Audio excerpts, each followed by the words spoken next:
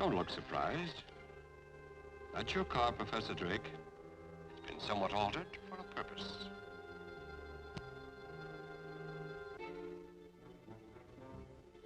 That won't help. Each door is automatically locked. Relax, Professor. I'll do the driving.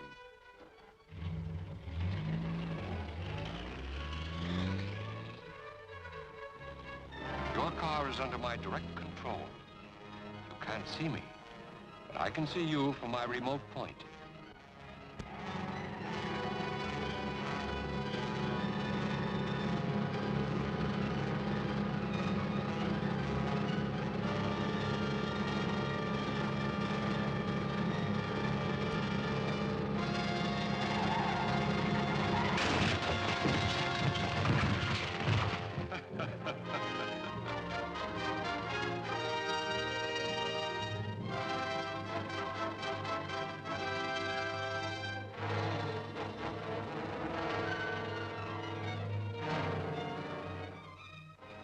Wait, Professor Millard.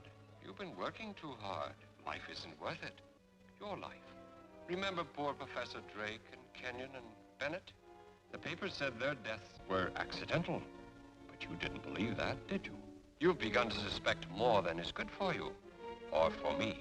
Now we shall see what the papers say about your death. Nothing could be salvaged. Science Associates has had to start again from scratch. As you can see, Miss Thomas, we've set up a temporary laboratory here in the conference room. But what could have caused the disaster? An unavoidable accident. Unfortunately, no trace was found of Professor Millard, who was working in the building on a supersonic experimental test at the time. That is about all we can tell you. Can or dare? I've given you facts. You also gave me the facts on Professor Drake's death. As publicity director for Science Associates, you've done a good press job, Mr. Winslow, but aren't these accidents occurring rather frequently? This is a scientific experimental project. There is always an element of danger. As well as sabotage? Now you're being melodramatic. No, realistic. If any outside source is suspected of being behind these misfortunes, Science Data magazine would appreciate having that information. Spoken like a true reporter, Miss Thomas. But Science Associates is a too isolated and unpublicized project to attract sabotage. And Jeff King ought to know. As our rocket propulsion expert, he'd be among the first to come in contact with any outside interference. Well, perhaps some of your other members could give me additional information? Information is something we discuss in private sessions, Miss Thomas. However, I can supply names of those comprising our group. That's Professor Bryant, formerly head of Technical Research University, specializes in metallurgy. Martin Conway, atomic expert and senior member of Science Associates. Dr. Grafner, aerodynamic wizard, and Gunther von Strum, authority on nuclear fission. That's quite a collection of brains. And now... Thank you for the interview. Goodbye, gentlemen. Goodbye, Miss Thomas. I'll see you soon as there are any new developments. Thanks again, Mr. Winslow. Goodbye, Miss Thomas.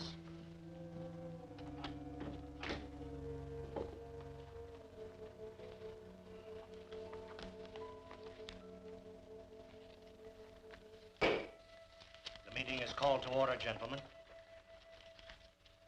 As you know, we must select someone to continue the late Professor Millard's experiments. Why? In my opinion, Millard had become a visionary with fantastic ideas.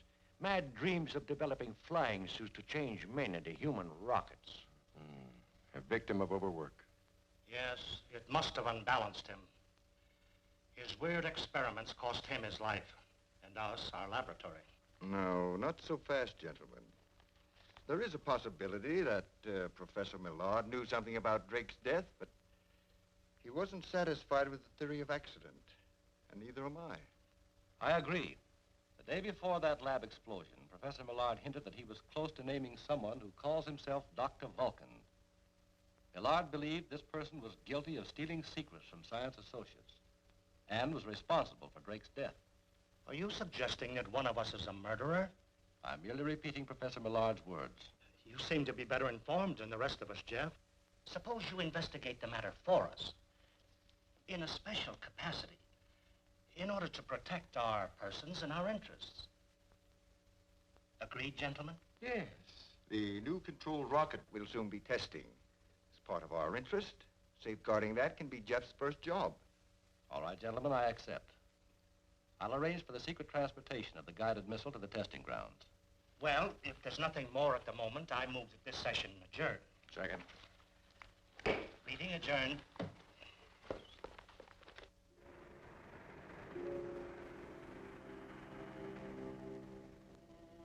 This waiting around gets me jumpy. I'm going out and get some fresh air. You'll stay put until we get our orders. Acting a little scared of somebody we've never seen, aren't you, Durkin? I'm not scared. I just aim to please. Yeah, aiming to please a voice. A voice behind a door, over a radio, or on the telephone. I'd like to see who I'm dealing with. Maybe I have seen him. Right now, the important thing is to grab that pot of gold at the end of this rainbow. Wonder what Dr. Vulcan's angle really is. Those scientists out on the desert are working on newfangled flying missiles and trick jet planes. Certain foreign governments might pay plenty for that kind of stuff. If Dr. Vulcan can get his hands on it. Maybe that's why he's got us working for him.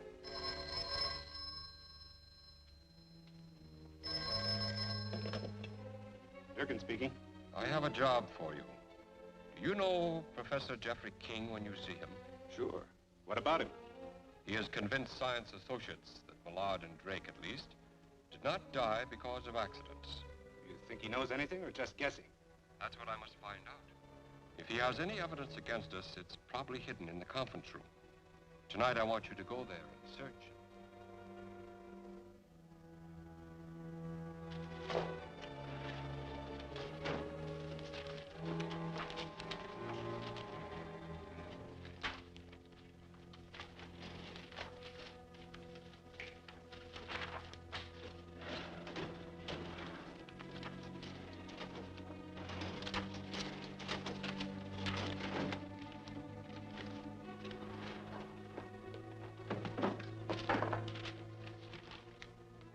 Find anything? Sure, a mess of books and a lot of scientific hoopla. Nothing we can use. We ain't finished yet. We better be in case King shows up. Why worry about him? Those professor types are all brains and no brawn.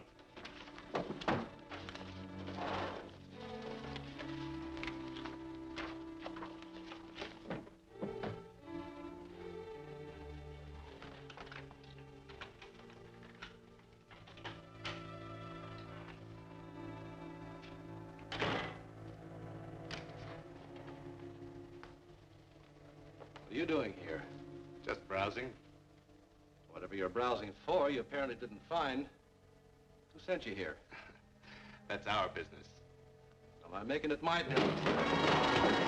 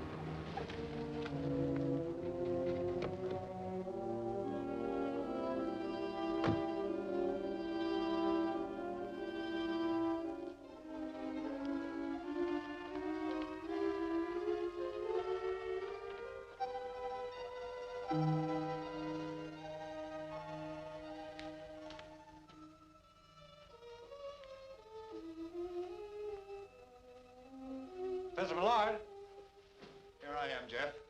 what's the idea? Well, I heard someone coming, and I can't risk being discovered by uninvited guests. Oh, I see. By the way, I found a couple of uninvited guests last night in the conference room. Oh? Who were they? I don't know.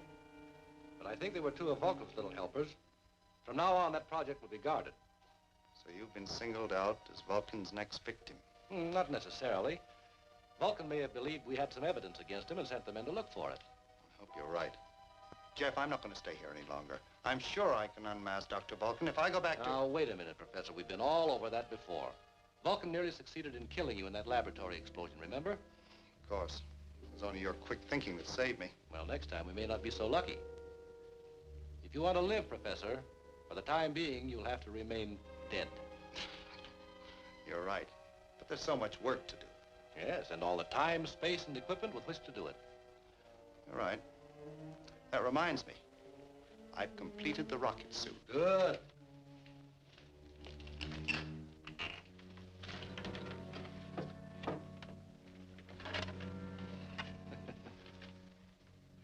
Well, what's so amusing?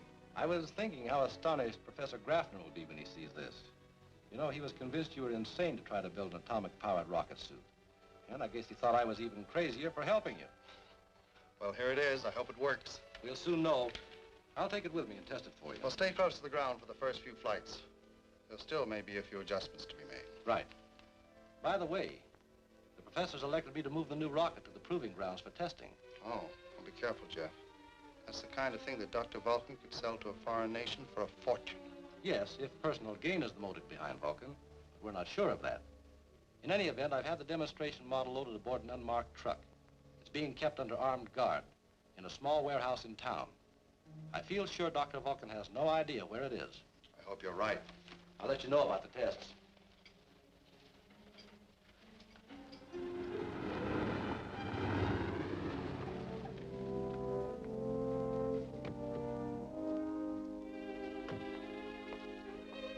How's everything? Just fine. Truck's ready and waiting for you. Good.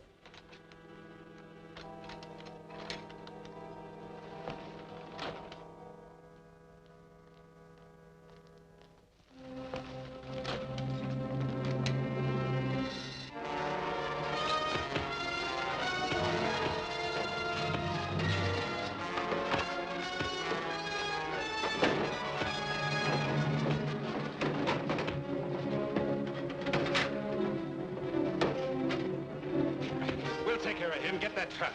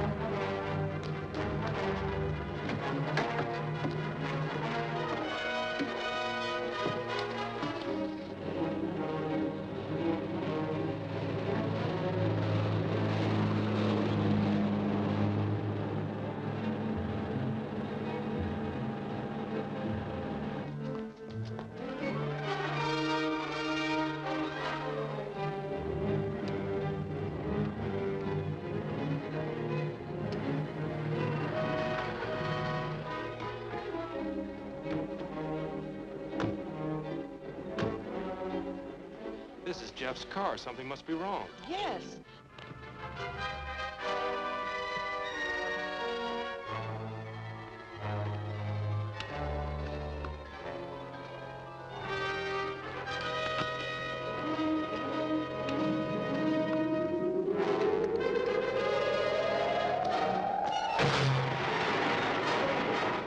What's that?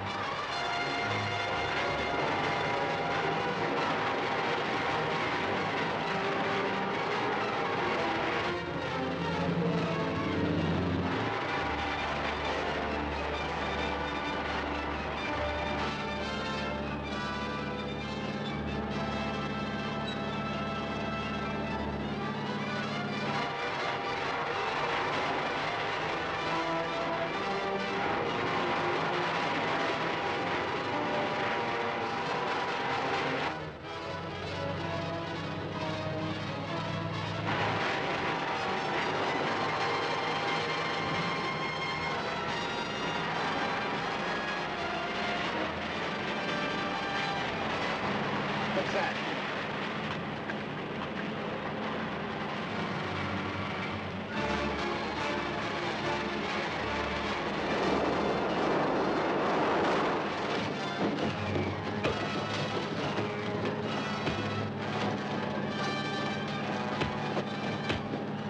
Hey, what's going on back there?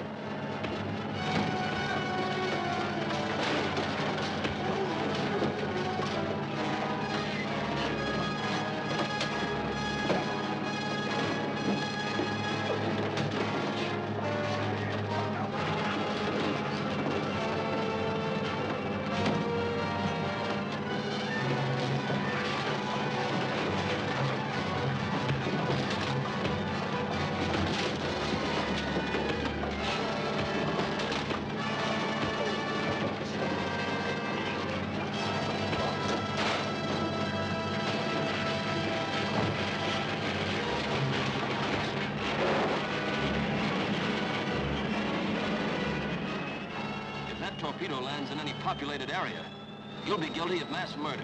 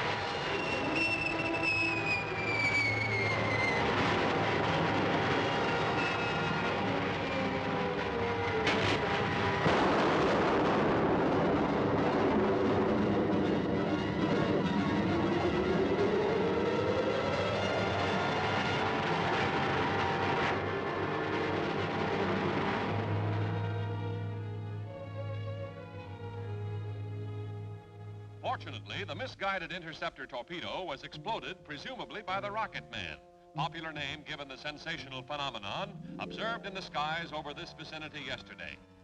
The question arises, is the strange human-like object a visitor from another planet? Or, as seems more likely, does it represent an effort to overcome the evil that has been threatening Science Associates? If Dr. Vulcan should suspect that you're a rocket man, your life would be in as much danger as mine was before you brought me here. Let's hope I can get the jump on him. At least we can now assume that Dr. Vulcan is a member of Science Associates. Yes. It was only members of that group that knew enough about the secret rocket to arrange its theft. And Vulcan, whoever he is, will be most curious about the identity of Rocket Man. Well, I'll try to spot him when I go to the lab for the meeting today. Be careful, Jeff. I will. So long. Goodbye.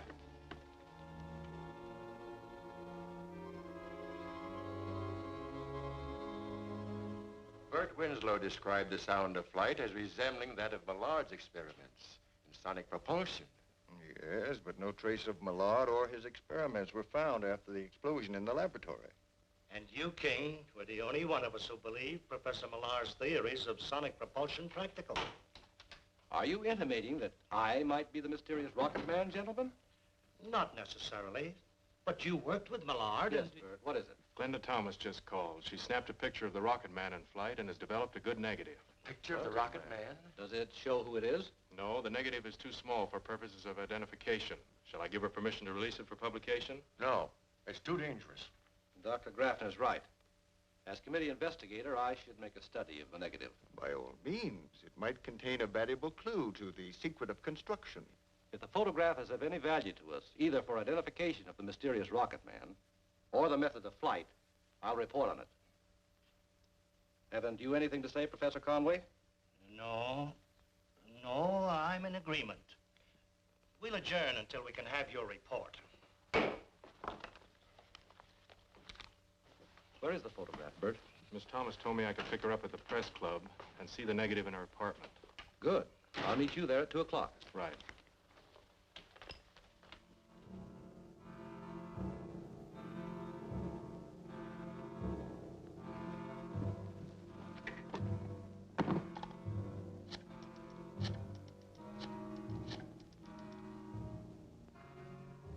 Durkin, I think we may be able to stop Rocket Man from any further interference with our plans. There's a picture of him in flight. Glenda Thomas, apartment 15, Piedmont Arms. Right. I'll find that negative before Jeff King gets there.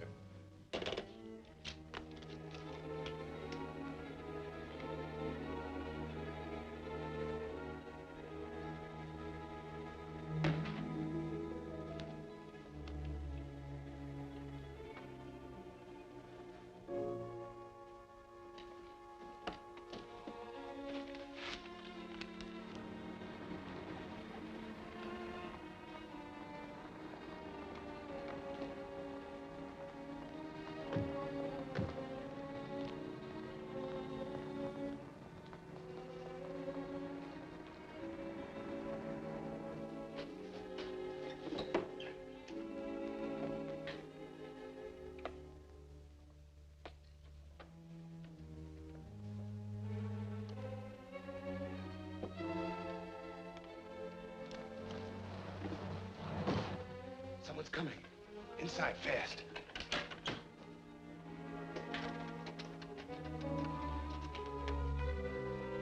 Come on in. Make yourself at home. Thank you. Actually, I doubt if the negative will be of any help to Science Associates. Maybe you're right, but Jeff will know. He should be here any minute.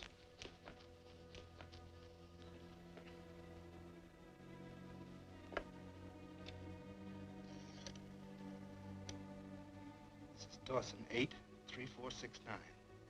I don't think the telephone bell is working. Will you test it? I'll hang up. Hello? Yes, operator. It's ringing now. Hello? Yes, this is Glenda Thomas. This is Jeff King. I've been unavoidably detained here at the laboratory. Is it possible for you to bring that negative down here? Of course. See you in a little while. Jeff King wants us to bring the film to the laboratory. He's probably busy with an experiment.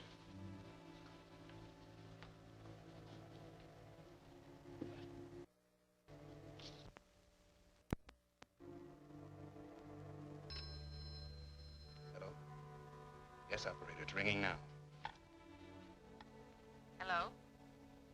Yes, this is Glenda Thomas. This is Jeff King. I've been unavoidably detained here at the laboratory. Is it possible for you to bring that negative down here? Of course. See you in a little while. Jeff King wants us to bring the film to the laboratory. He's probably busy with an experiment.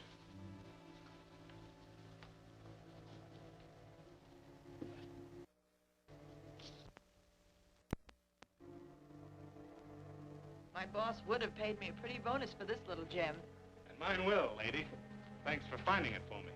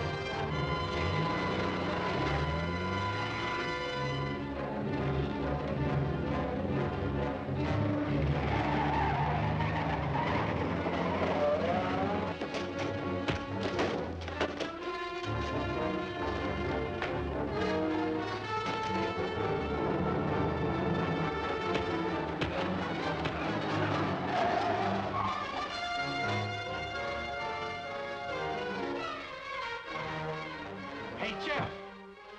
A gunman got away with that film. Glenda's trailing him. They must have headed for the Ridge Road.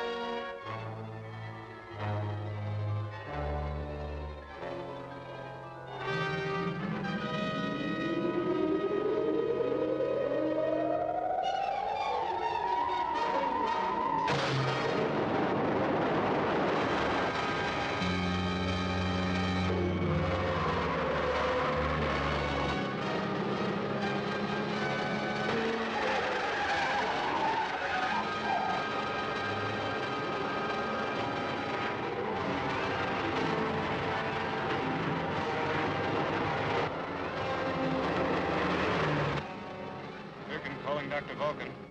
Durkin calling Dr. Vulcan. Vulcan speaking. Did you get the film? Yes, shall I bring it to you now? Where are you? On the ridge route approaching Coldwater Junction. Stand by. See if you're in the clear. Right.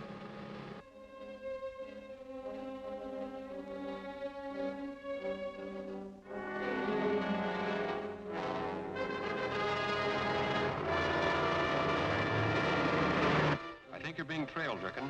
Look behind you. Recognize that car?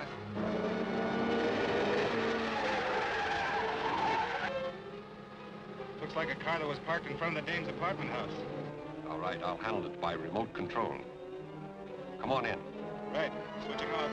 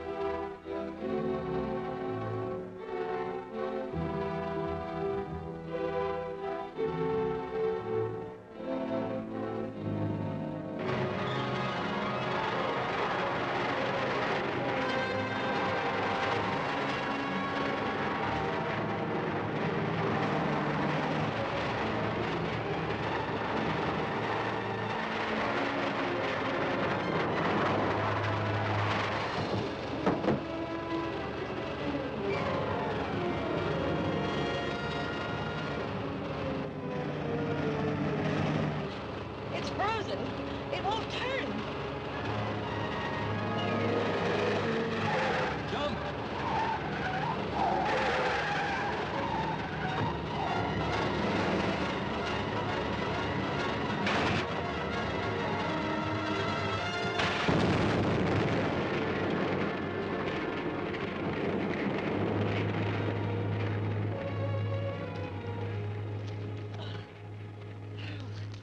Thanks, Rocket Man. You know, at first I thought you were an invader from some other planet, but it's plain to see you're human and you've made a great scientific discovery. I'd like to write an article about you for my magazine. I'm sorry, that's impossible. But I don't see why. If you're on the side of law and order, you shouldn't object to the public knowing about you. My goal is to put an end to the activities of the mysterious person who is operating against the national safety. And you can help. How? By not publicizing the Rocket Man for the time being. There's too much at stake. The intercity bus runs along this route. There ought to be one along in a few minutes that'll take you back to town. All right. Thanks again, Rocket Man.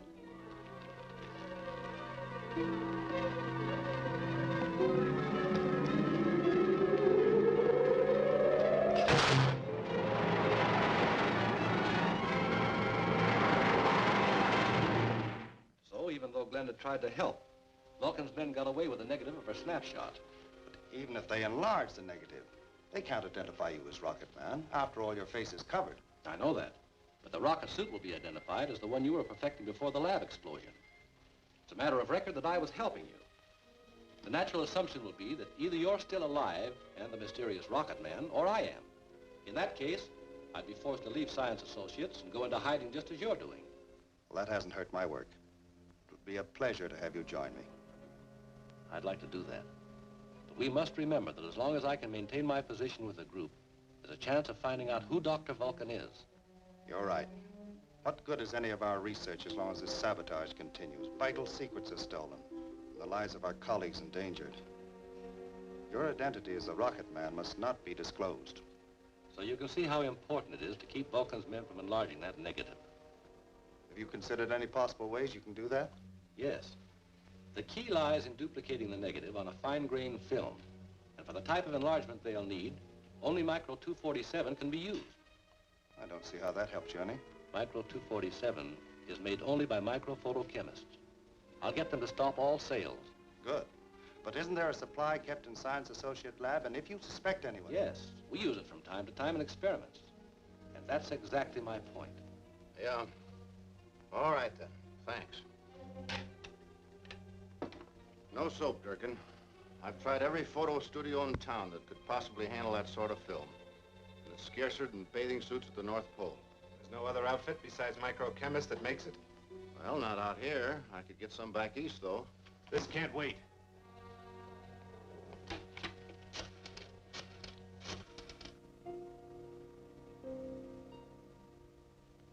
And as long as Microchemist won't sell, I figure the best thing is to break in there tonight. No. It might have been planned that way to draw us into a trap. Then maybe you've got another answer. I think so. There's a small supply of the film at Science Associates. Be at the North Gate at 9 o'clock. What about getting in? I said be there at 9. The gate will be open, and from there on you will...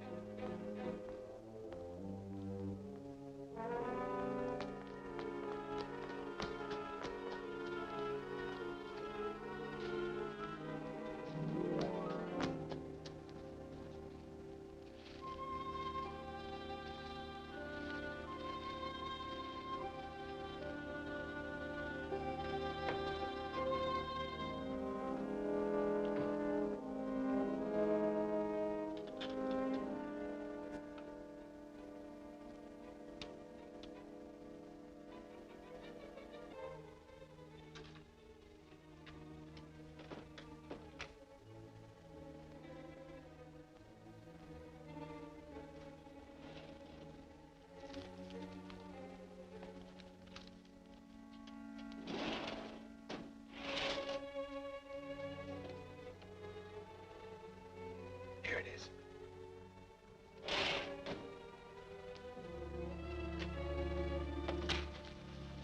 Don't move. Now, Durkin, who paved the way for you to get in here? I find my way around pretty well without anybody's help. Oh, if that's how you feel, you'll find your way to police headquarters with my help. I'll take this first, if you don't mind.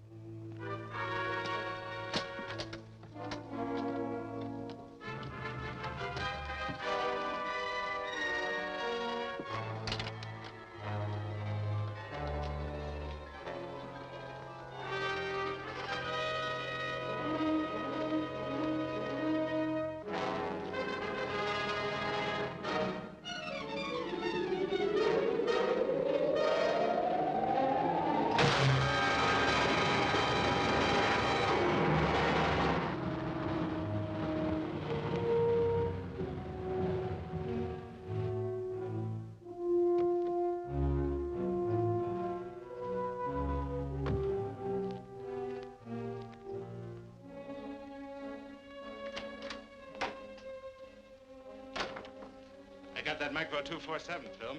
Good, now we can go to work. What do you keep it so hot for in here? Let's open a window. Cut it out. I gotta keep a high temperature control. Oh, stop dramatizing. This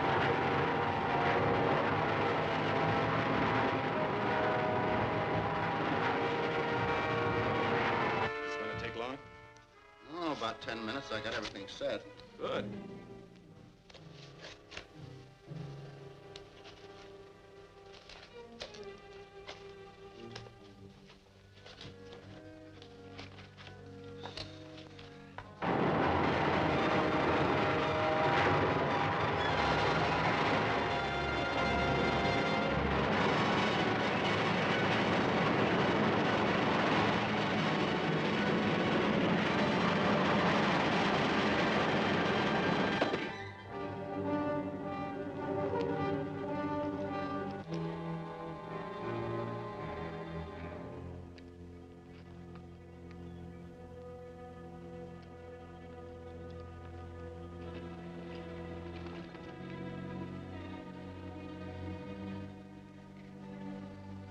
I'm going outside to cool off.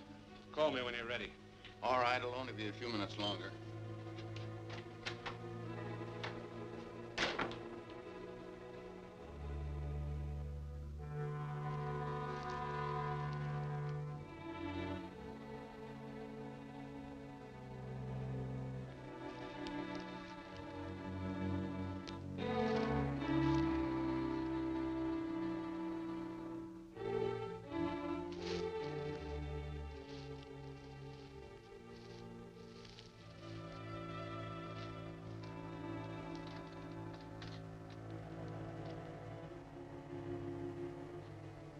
Okay, King.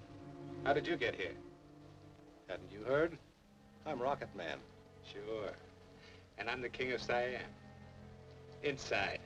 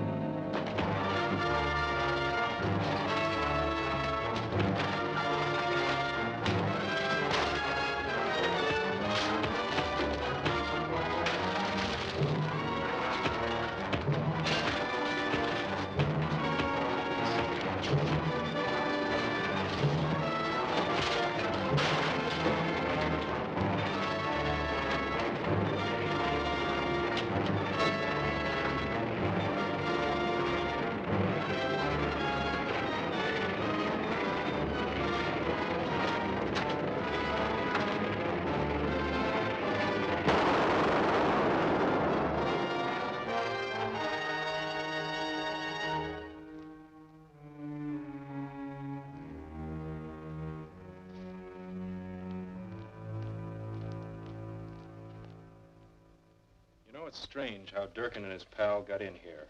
I've checked the doors and the windows, and there's no signs of tampering. Somebody inside conveniently set the stage for them. They opened that door with a key. If Professor Millard was alive, he'd have said that. He was sure that Dr. Vulcan is a member of Science Associates. And now I'm sure. Outside of ourselves, we have 4 likely candidates. Professors Bryant, Conway, Graffner, or von Strum. Determine who among them arranged for Durkin's visit, and I think we'll have found Dr. Vulcan. That's a large order, Jeff. I wonder. Something happened here this evening that may tell us who Vulcan really is. As you know, I was sure Vulcan's men would try to get our supply of microfilm. When I knew they were inside, I slipped up on them. Don't move. Now, Durkin, who paved the way for you to get in here? I find my way around pretty well without anybody's help. Oh. If that's how you feel, you'll find your way into police headquarters with my help. I'll take this first, if you don't mind. Durkin had an inside confederate. A confederate who wore a distinctive signet ring. A ring I can't possibly fail to recognize if I ever see it again. Well, your chance may come at tomorrow's general meeting. It may at that. Let's go.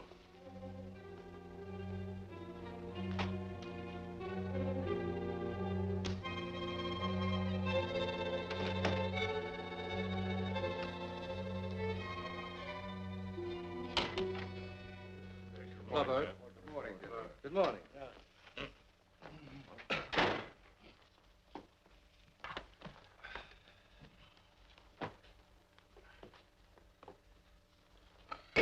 Gentlemen, Jeff King has a request to make.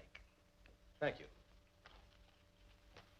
As you know, a theft occurred here last night, which appears to have been an inside job. And just to dispel any possible doubts, I'm going to ask a favor.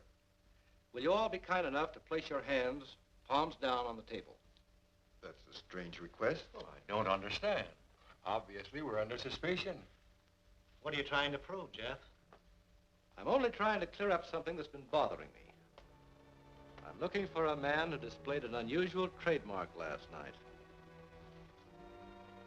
He made the mistake of wearing an intricately designed ring that definitely incriminates him. And you are that man, Professor Conway. I?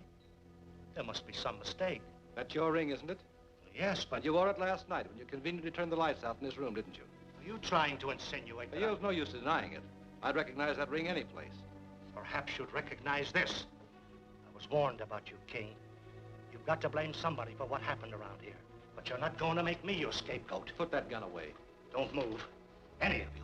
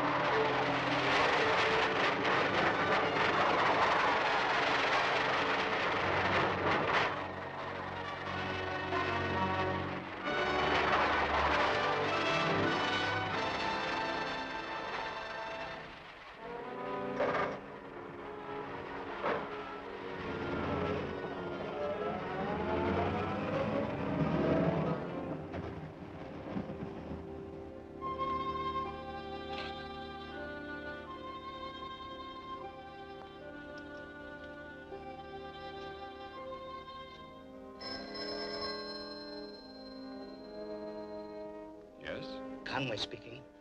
I had to call you at that special number you gave me. You saw what happened at the conference meeting. Certainly. I warned you that Jeff King would try to implicate one of us. But he's making a terrible mistake. Maybe if I went to him and pleaded for... Do you think he'd believe you? No, Martin.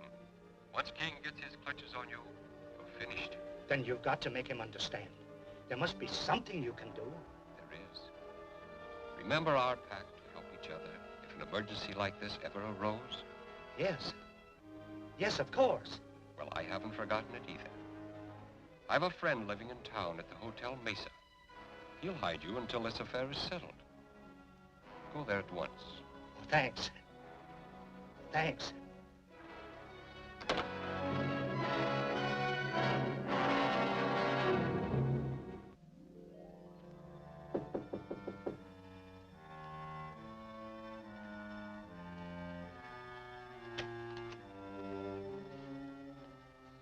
I'm Professor Conway. Won't you come in?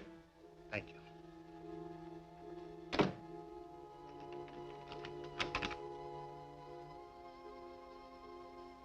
I was sent here by... Yes, I know.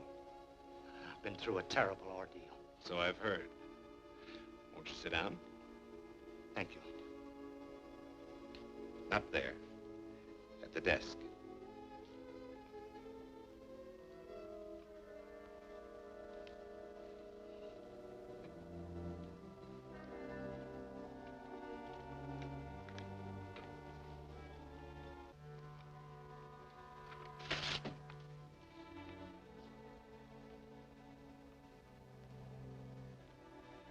What's that for? You're going to write a confession, taking the rap for everything that's happened at Science Associates. I am? Oh, there must be some mistake. I thought you were a friend of... Sure. That's why you're here. Now get busy on that confession. You must be mad. I can't do that. Does this change your mind? Start writing. I'll tell you what to say.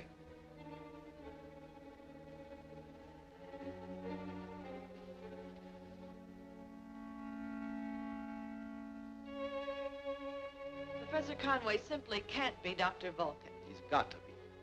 Once I get a police report on his whereabouts, I'll prove it. Hey, Jeff. The police just located Conway's car parked in an alley alongside the Hotel Mesa. Maybe it was just abandoned there. I don't think so. A plainclothesman checked on every resident. A man answering Durkin's description occupies a top-floor room. There's your proof. Durkin and Vulcan go together like ham and eggs. This is a chance to nab both of them. Story for me. Let's go. Glenda, I've asked the police to keep hands off so that Conway's suspicions won't be aroused. Now I'm asking you. Stay here with Bert. We understand. It is better that you do the job alone. Thanks.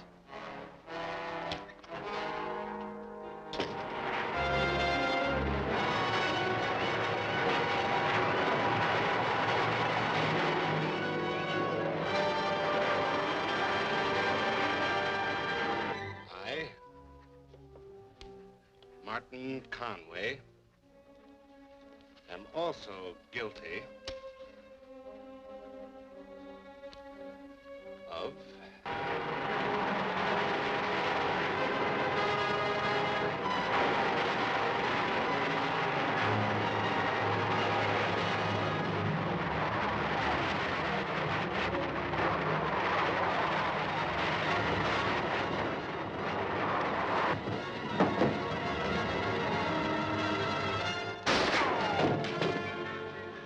Am I glad you're here?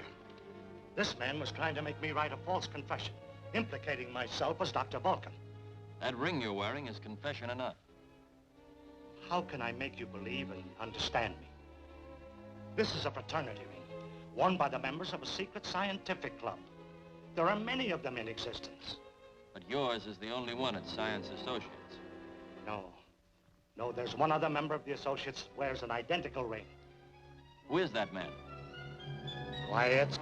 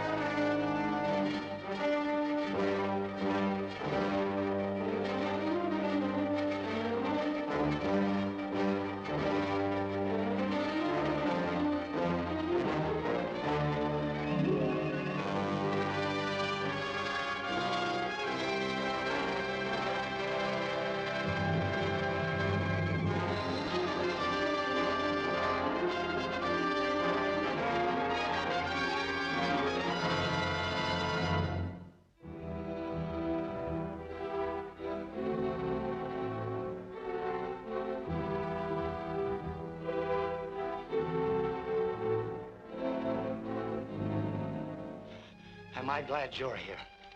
This man was trying to make me write a false confession, implicating myself as Dr. Vulcan. That ring you're wearing is confession enough. How can I make you believe and understand me? This is a fraternity ring, worn by the members of a secret scientific club. There are many of them in existence. But yours is the only one at Science Associates. No, there's one other member of the Associates that wears an identical ring. Who is that man? Why, it's...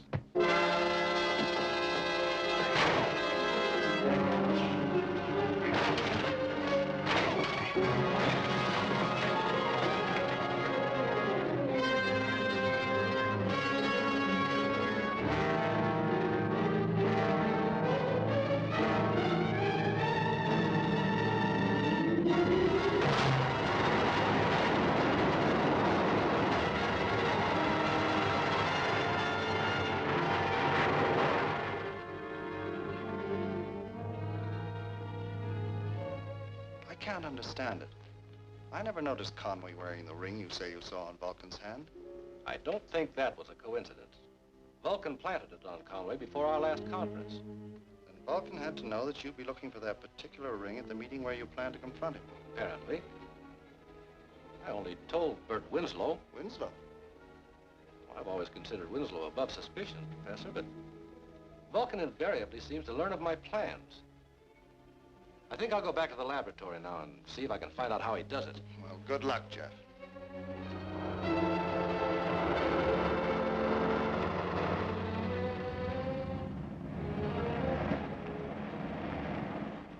A half-finished confession of guilt for all the crimes against Science Associates was found in the dead man's room.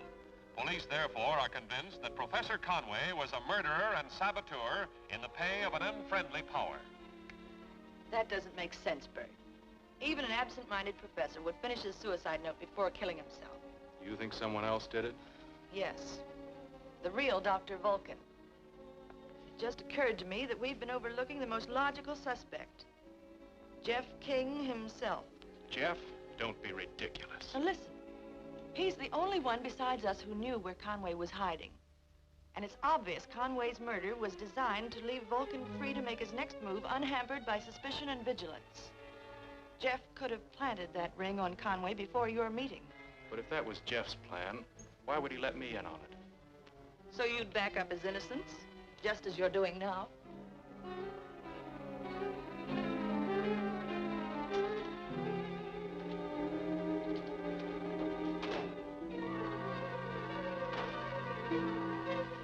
If you want me to prove to you that Jeff King is not Dr. Vulcan, we'll go down to that lab right now and start an investigation. All right.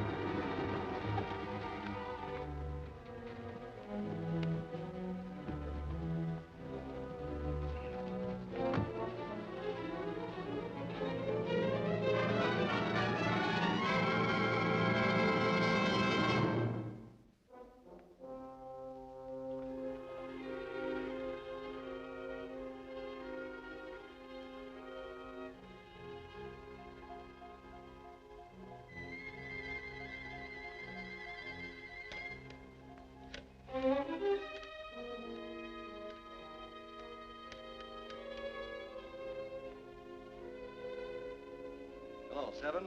This is Jeff King. I've decided to accept your proposition. I've just completed work on my ultrasonic firing tube, and I'm ready to sell it myself, rather than give Vulcan the pleasure. Don't worry about Science Associates. I'll tell them the experiment was a failure. I'll bring it to the barn at the old Bar H Ranch at 4 o'clock.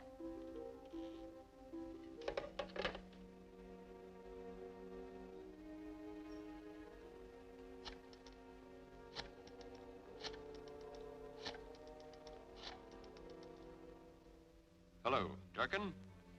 You have a job to do at 4 o'clock this afternoon.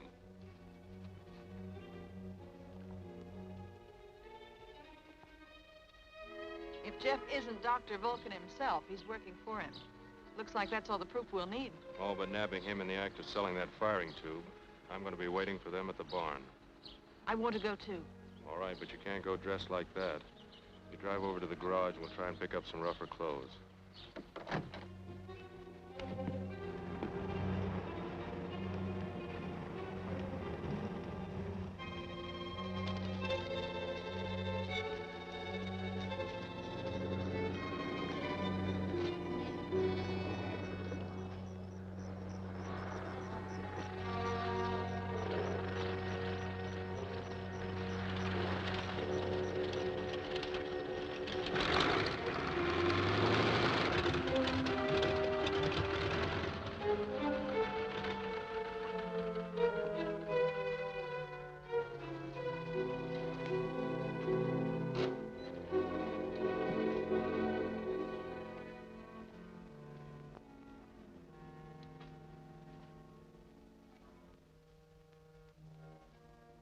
Durkin.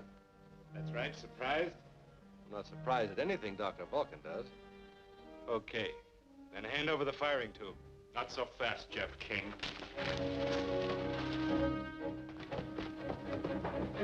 Bert, let me explain to you.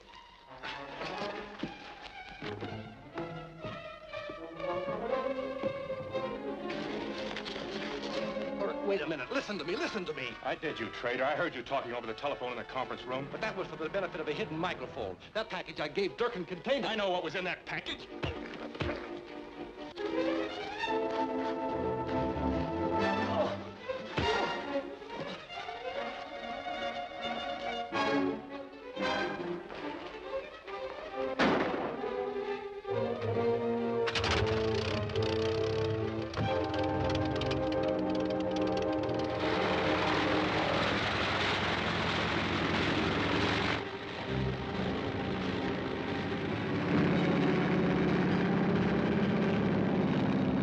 Stop it, Bert. Stop it. I hate to do this, pal.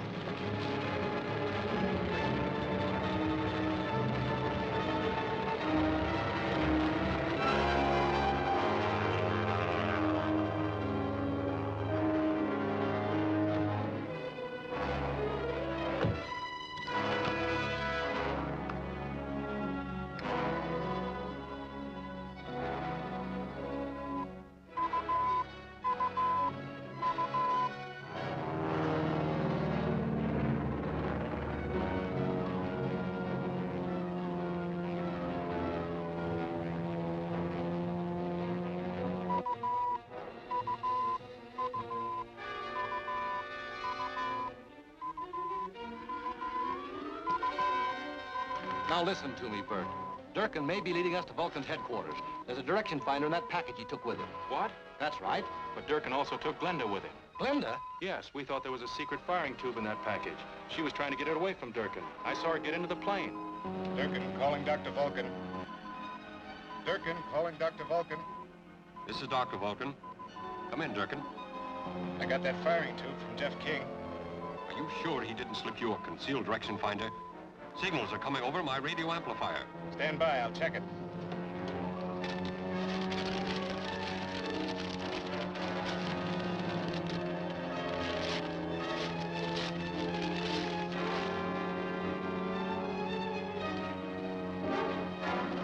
You're right, it was a plant. Throw it overboard and change your course in case you're being trailed. Right.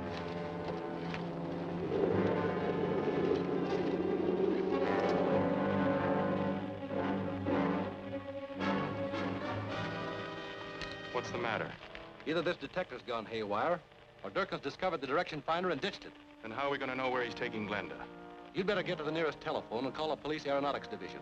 Tell them I'll contact their planes by radio if I can relocate Durkin on this. Right. You're next, sister.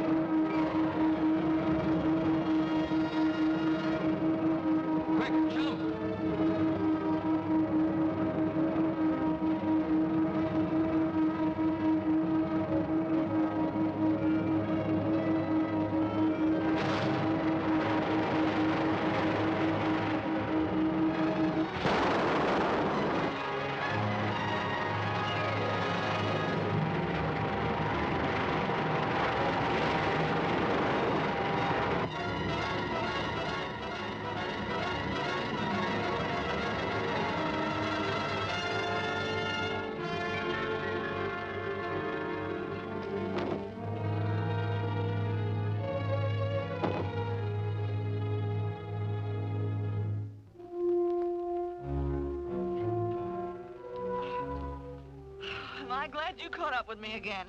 It's getting to be a habit that I'd like to break. Well, I was only trying to help. The best thing you can do is help yourself to a ride back to town. The highway's right over there.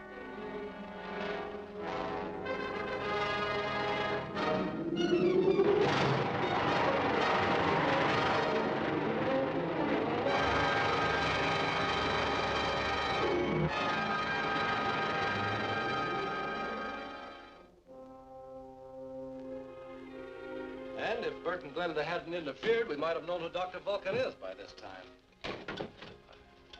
Jeff, do you really believe that Bert's interference was accidental? After all, as far as I recall, you haven't eliminated him as a suspect. Bert's been in too many close scrapes with me. He's the last one I'd suspect. But until we know who Dr. Vulcan is, no one's beyond suspicion. I agree with that. How's the work coming? I hope to have the sonic decimator completed before long. I'm getting anxious to see what the sun looks like again, or even the moon. I can understand how you feel. But with Vulcan still at large, you must remain here in order to safeguard secrets such as these. You're absolutely right, Jeff. I must remember the importance of our work. Thank you, Professor. Well, I'll see you shortly. And I hope with better news about our enemy, Dr. Vulcan.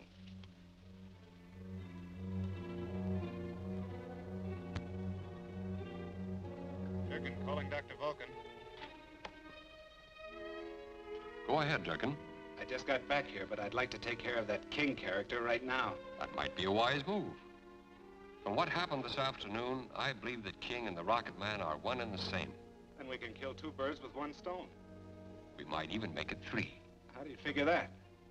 If we put King in a spot where there's trouble and Rocket Man doesn't show up, then we know that King is the Rocket Man.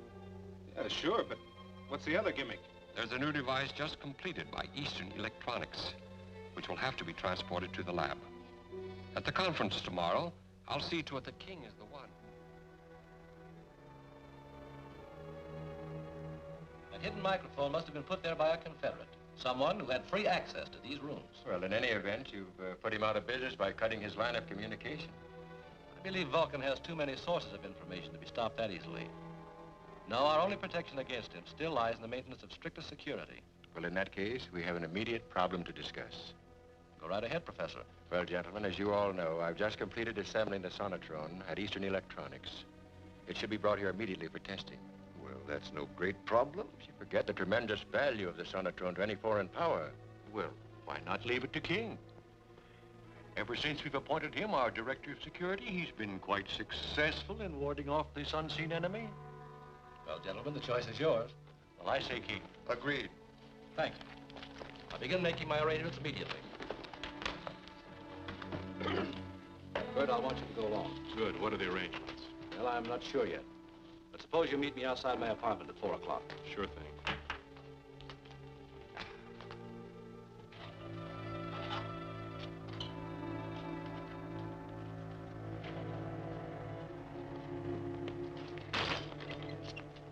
Okay, keep your hands down and your trap shut. Get in your car.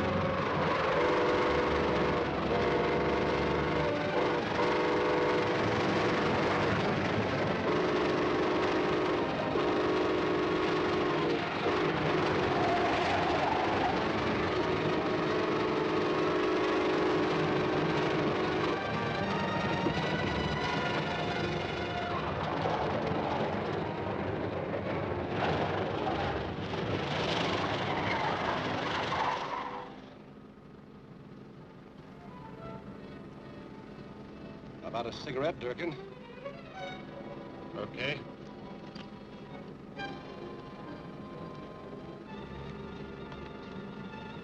Here's a light.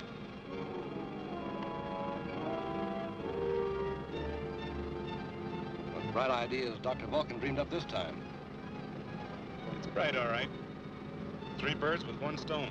I don't get it. You will. In fact, King, you're going to work this one out for Dr. Vulcan. Over my dead body. That's up to you, hero.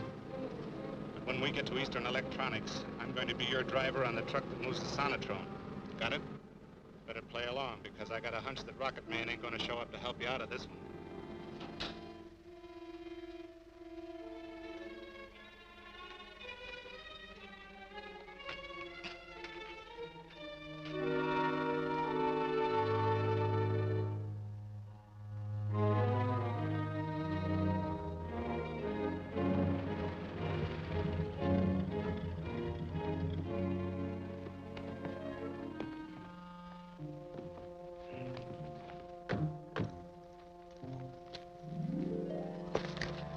Stay out here just in case.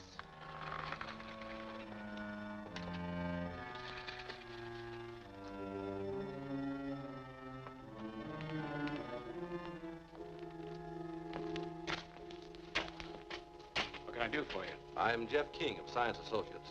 Can I see your credentials? Yeah, sure.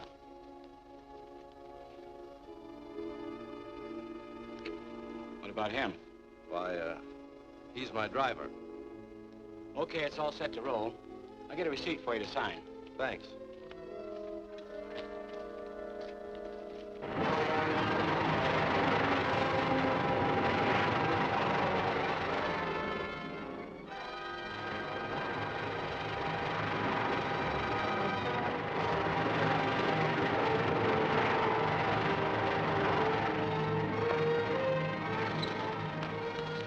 Hey, Durkin! It's Rocket Man. He's headed this way.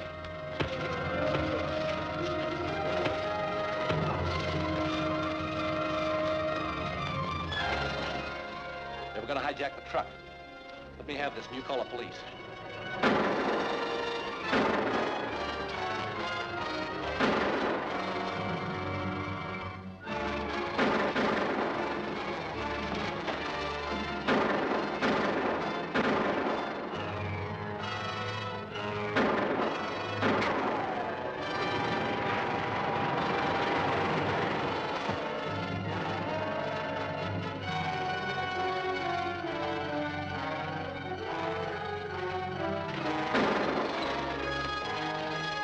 Rocket Man!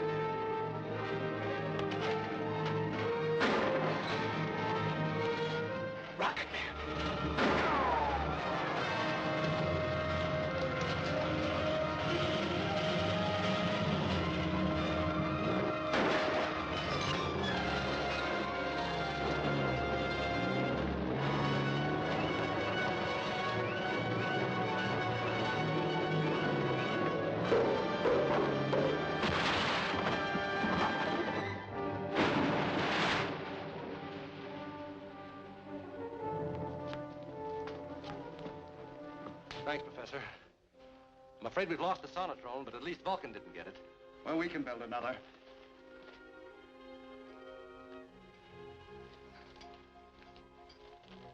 I guess Durkin is still puzzling out who Rocket Man can be. We're dealing with a more cunning brain than Durkin's, Professor Millard. It's that cunning brain that's forcing me to hide out in this cave. If we could only find some weak spot in Dr. Vulcan's armor, some effective way of blocking his schemes and drawing him out into the open. What if we publicly announced having created the decimator? You know, using it as bait for a trap. That might work. Vulcan would be bound to try to get it. But we'll have to wait till the machine's finished. It is finished. You mean the decimator actually operates without an X-20 relay tube? On a small scale. First, I thought the thromium waves would escape through the condenser. Actually, I discovered they could be transmitted at reduced strength through a coil resistor. With what results? What's this?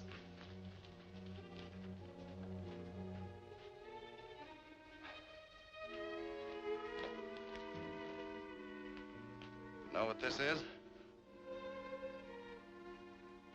I'd say it's manganese steel. Right. One of the strongest metals known. Now, just wait a minute.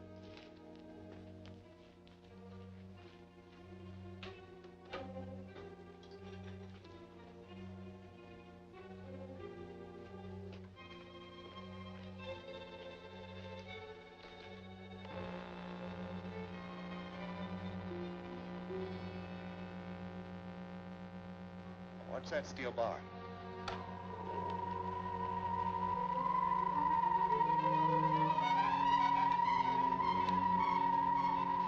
That sound is the high-frequency thromium waves radiating through the coil resistor.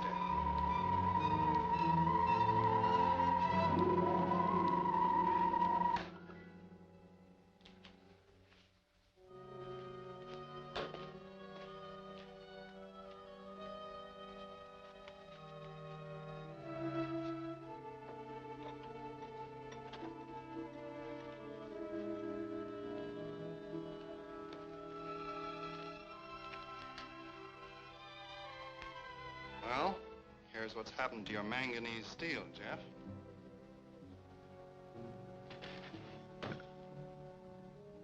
Surprising, isn't it?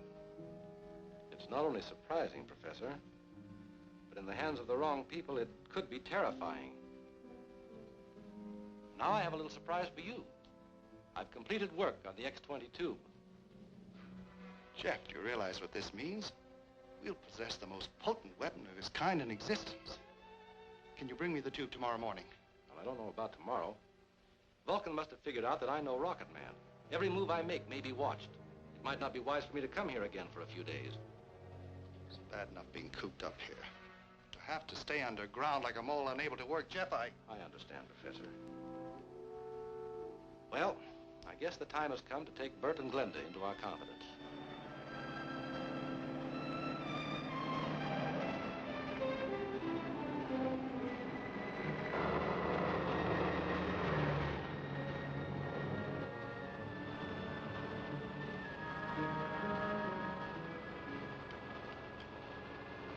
Jeff King to Millard. Come in, Professor Millard.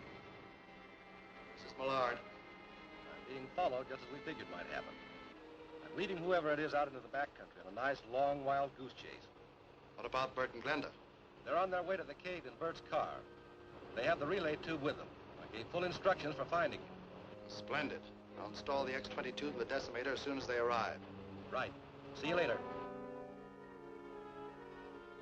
Hello, Durkin. Hello, Durkin. Durkin speaking. Jeff King's playing decoy. I just listened in on a radio communication between him and the late Professor Millard. Millard? But he's dead. He's very much alive. What's more important, he may be Rocket Man. Sure. Sure he is. Where's he hiding? In a cave. Now listen carefully. He's perfected a weapon he once discussed at Science Associates. It's known as a decimator. What do you want us to do? Bring Millard and the decimator to me. My directional locator indicates that the cave is in the neighborhood of Hermit Mountain. We'll find him. Swing around.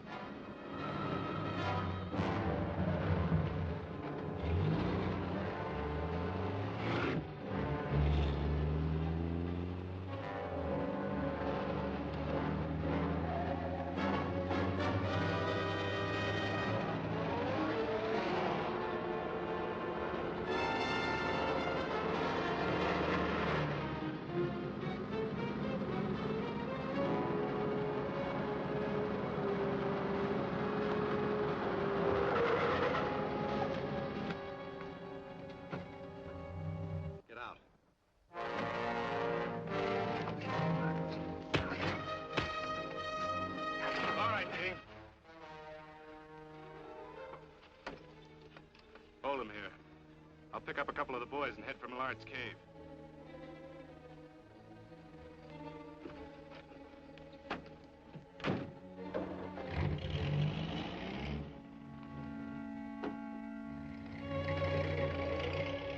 I can hardly realize you're actually alive, Professor Millard. I have our friend Jeff King to thank for that. Ah, the X-22. Now we can really put the decimator to a test.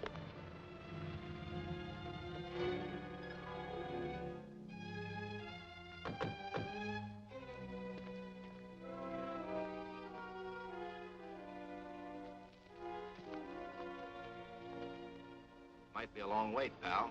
Gotta take the load off your feet. Yeah. I think I will.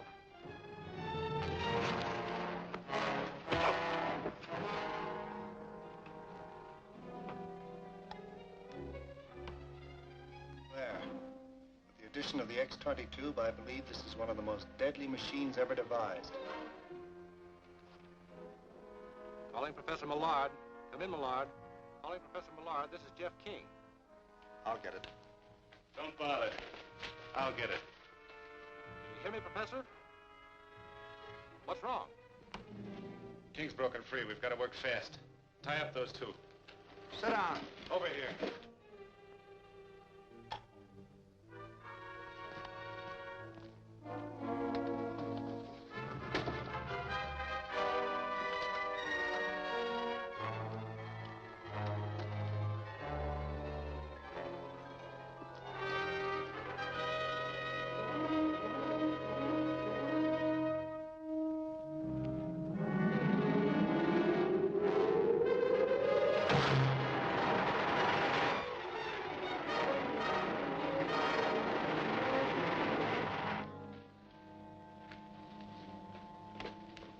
You're coming with us to visit Dr. Vulcan.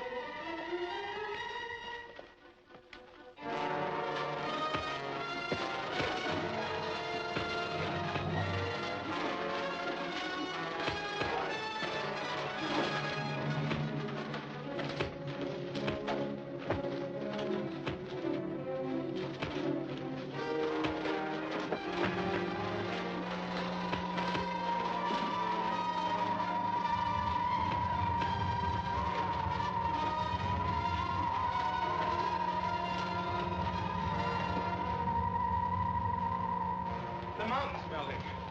Through there must be an air shaft.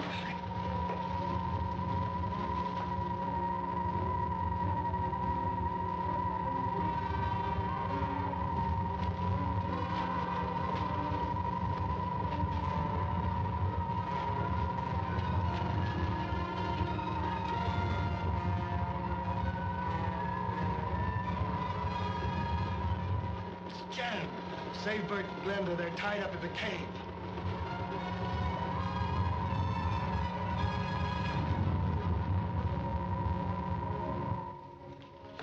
Rocket Man, where's Professor Millard?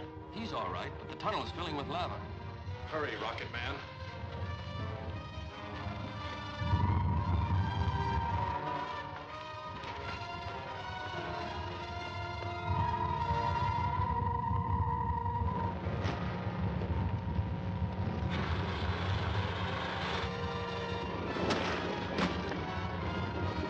Attack! Let's try this tunnel.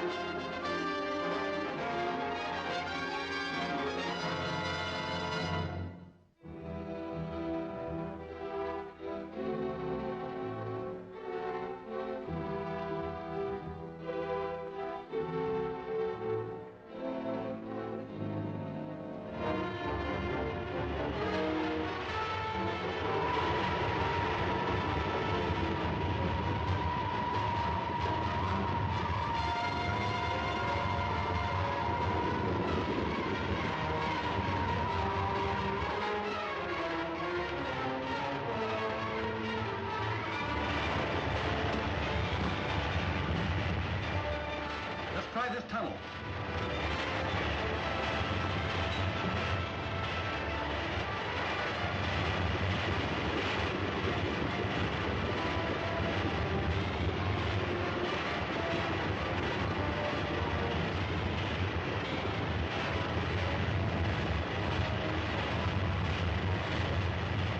Look, through this air shaft, quickly. It'll lead us outside.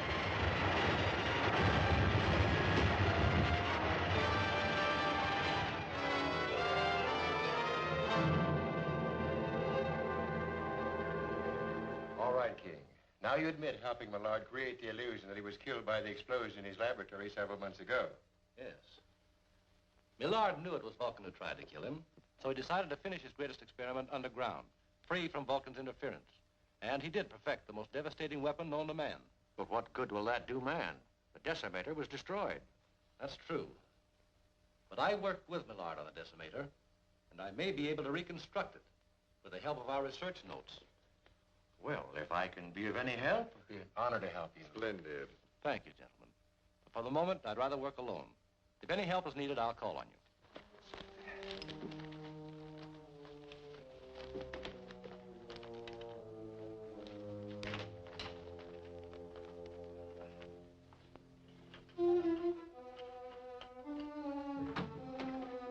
You're not going to leave these things in here overnight, are you?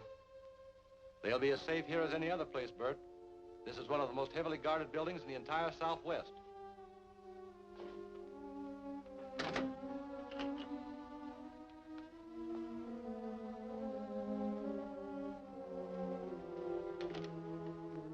Left 38, twice right 13. Right 31, twice left 19. Left 38, twice right 19. Left 38, right 19.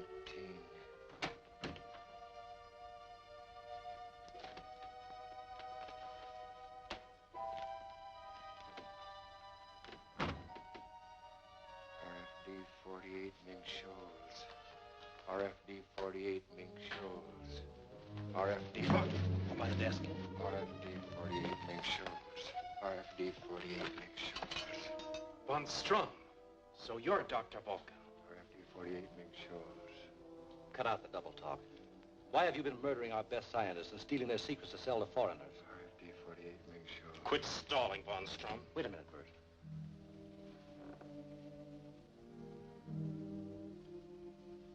I believe this man's under the influence of an hypnotic sedative. Then maybe he isn't Dr. Vulcan. I don't think so. But let's hope he knows who Vulcan is. I'll mix an antidote. We'll find out how much he remembers. You better stand by. Right.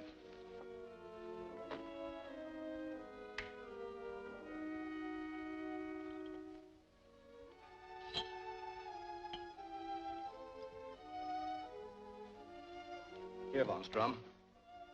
No. No, Vulcan! Who is Vulcan? Quickly, Von Strum. Who is Dr. Vulcan? Vulcan. He's...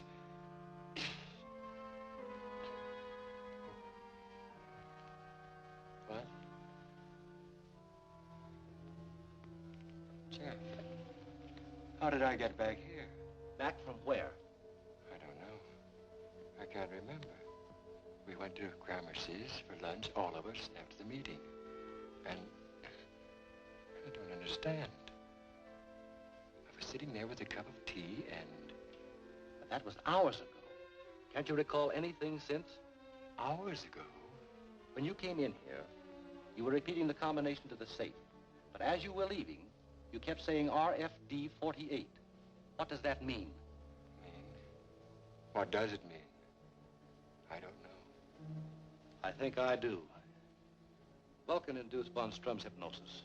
Gave him orders to steal Professor Millard's papers and deliver them to the address on Mink Shoals. Do you know where that is? Yes, a few miles south of here. And I'll find out exactly where RFD 48 is in the morning when the post office opens. I'm going to deliver these papers to Vulcan. Well, what about Von Strum? I think Glenda will let us hide him in her apartment, where he'll be safe from Vulcan, and where you can keep trying to revive his memory. A good idea. Come on, Professor.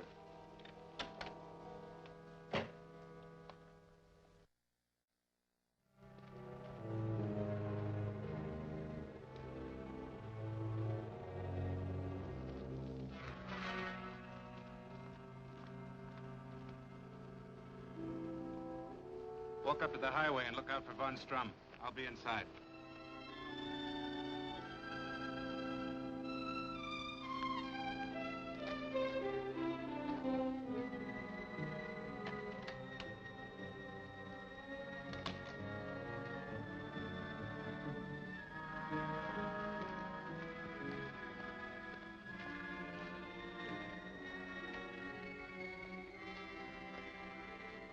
Professor Von Strum?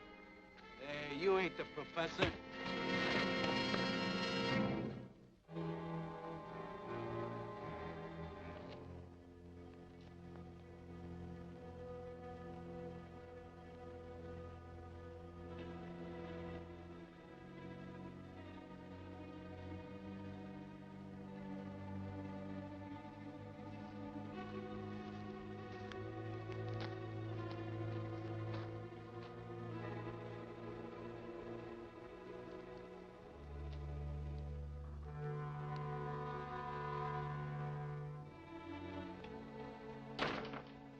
Any sign of the professor? Yes, Von Strum's under guard. I'd hoped your boss himself would show up at that safe. What are you talking about, King? Dr. Vulcan. I want him. Look around. There's no Dr. Vulcan here. You know where he is. And you're going to take me to him. Stand up.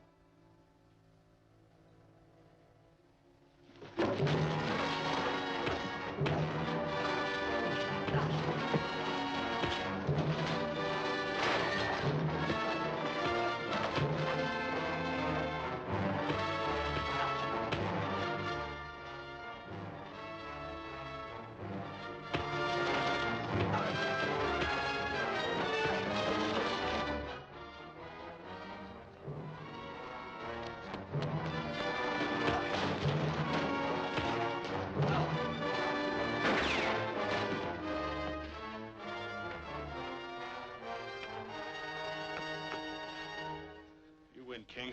I'll take you to Vulcan. All right. Outside. And take it easy.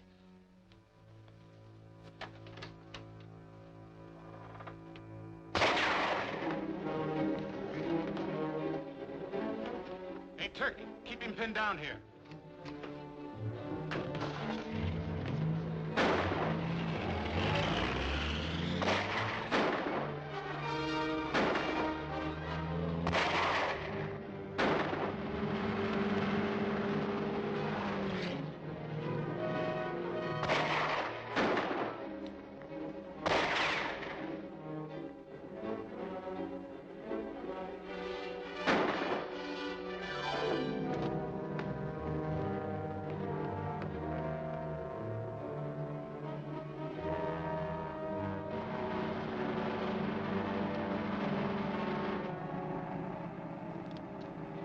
Durkin calling Dr. Vulcan. Durkin calling Dr. Vulcan. This is Dr. Vulcan. Come in, Durkin. Your plan backfired. Jeff King showed up instead of Von Strum. He's holding Von Strum someplace. I know. I just traced Von Strum to the apartment of Glenda Thomas. We must get rid of him before he recalls what happened to him while he was with us. 2 of my men are on their way now to prevent that. Do you know where Glenda Thomas lives? Yes. I'll be there in time to take over. Switching off.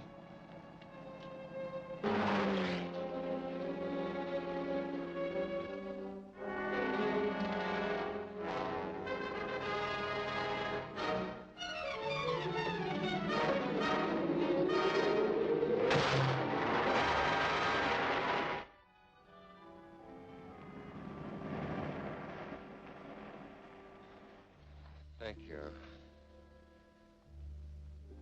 Now, you remember the stranger leading you into the shack. Who was waiting inside? I couldn't see. I remember there were voices, but it's no use, Winslow. I'm tired. I just can't remember.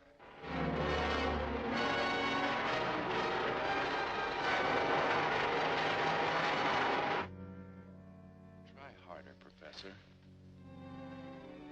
Was Durkin the stranger's name? Durkin? Yes, I believe that was his name. Don't move!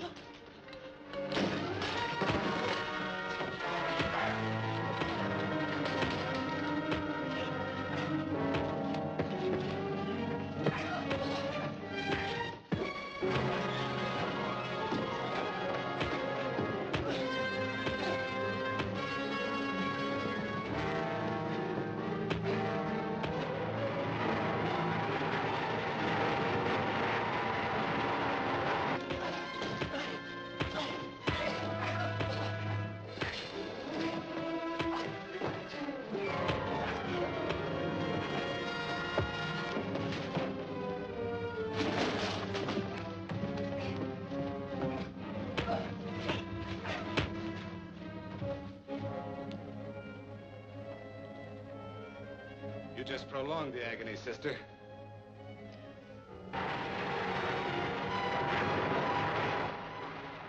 Rocket Man.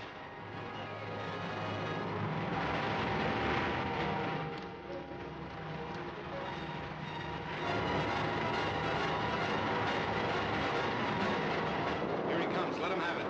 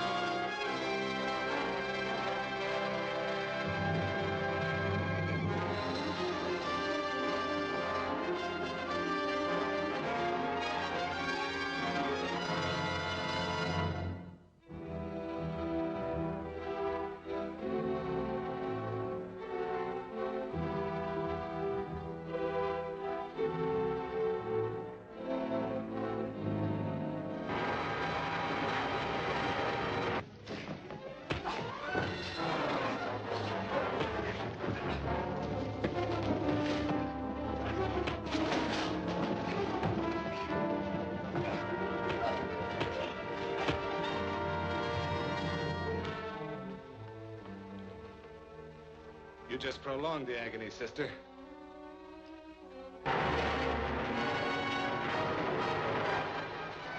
Rocket Man.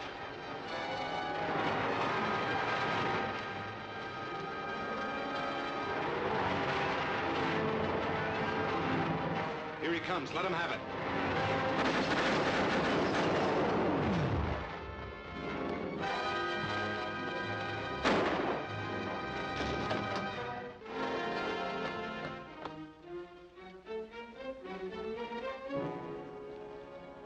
He's dead. I'm sorry. If I could only have gotten here sooner, I might have prevented this. Therefore, it is adjudged that death was a homicide committed by a person or persons unknown. Signed, Forthright Coroner's Office. Those, unfortunately, are the cold facts. Another victim added to Dr. Vulcan's list. Another sacrifice, King. If you had only enlisted our help, we wouldn't be faced with these cold facts. I don't see why you or I could have been of much help. But no matter what dangers lie ahead, I'm still willing to trust the King's judgment. Of course, I'm not blaming you, King, for these unfortunate occurrences. I just thought perhaps we might be of some assistance. Let's leave it with the understanding, then, that I'll call upon you whenever I feel you can help. Fair enough. Oh, by the way, King, how are you getting on with rebuilding the decimator? Well, it's a difficult task, Doctor, but I hope to have some results soon. Good, good.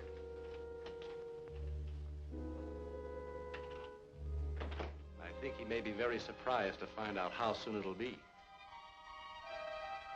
By displacing the sonic vibrator, I I've been able to reset the safety control. Now, that's using the old head. It's also good to feel that the decimator is beyond the reach of Dr. Vulcan. I wish that were true, but it isn't. Before I can start testing, I must work out a protective shield. What for? Isn't this cave protection enough? No. The fissionary material used is thromium. It kicks off ultra-radionic waves that are detectable within a radius of 100 miles.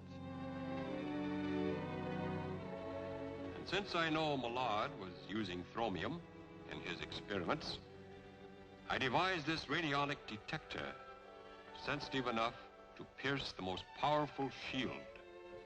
I get the general idea. By using this gadget, I can locate the hiding place where King is working on the decimator. Precisely. Look here. This dial will be your guide. 0 point indicating when you are in the area. Looks like a cinch. Up to a point, Durkin. However, I'm sure King has protected his workshop with some warning device. So I just barge in and... You'll use force only as a last resort. Okay. What have you got in mind? Take a motorcycle with you, on the truck. Motorcycle? Yes. And after you locate the hideout...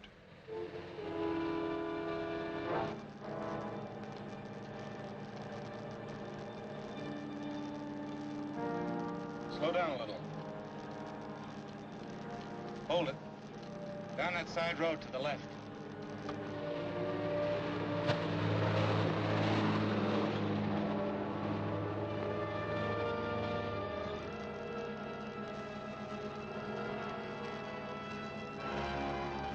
All right, pull up behind those trees.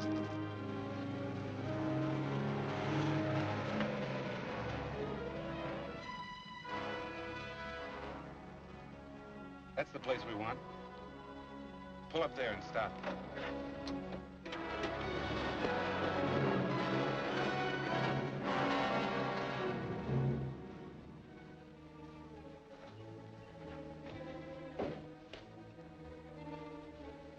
All right, fellas, get out the motorcycle.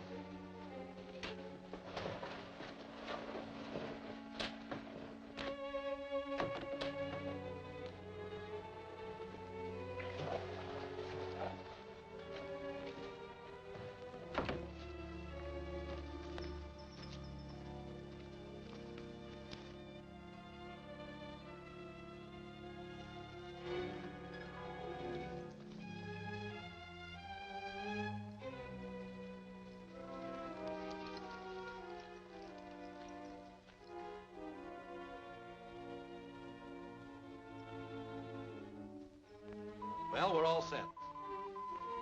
Someone's at the entrance.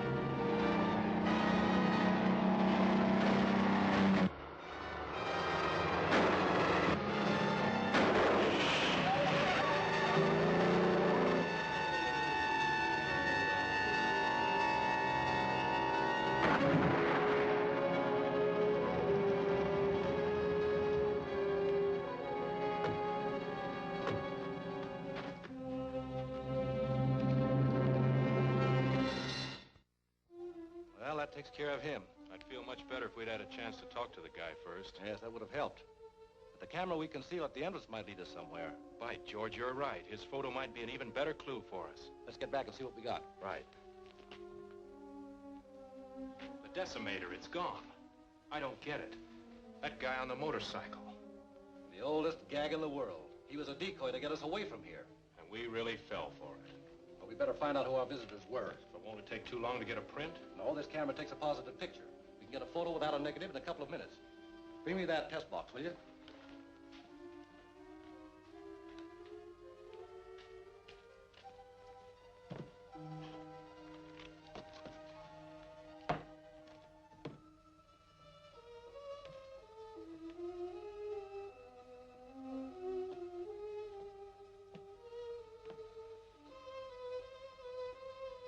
Look at this.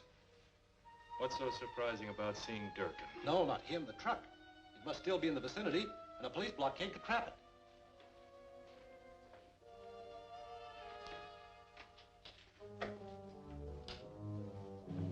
Emergency.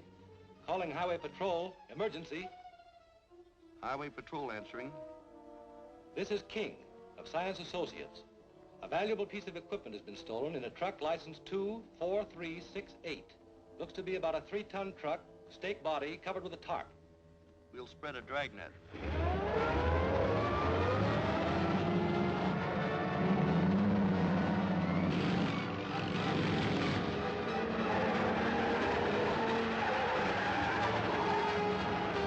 From the police report I picked up, they've got a full description of the truck. I'll run through them. We'll do nothing of the kind. Head for Saddle Pass, where Phillips will meet you. Yeah, right. Head for Saddle Pass.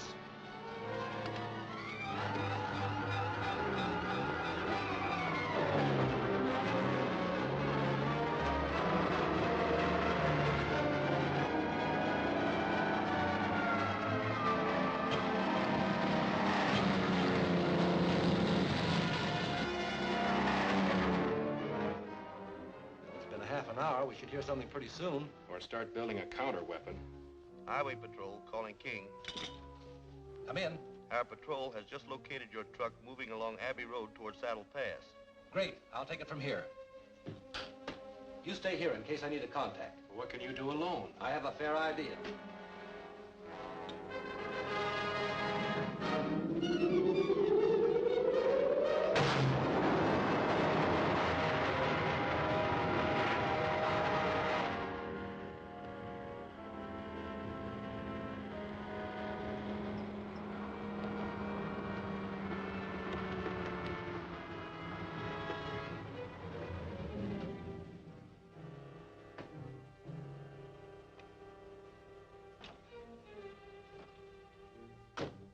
Here's the detonator.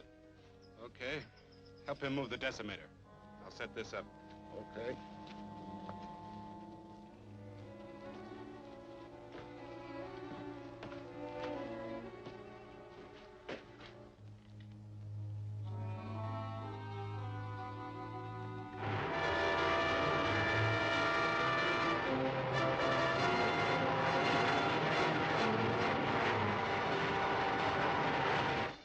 Set to go. So will this be. 10 seconds after the first guy sets foot in here. What Dr. Vulcan said, it'll either be Jeff King or Rocket Man. Get the car turned around. All right.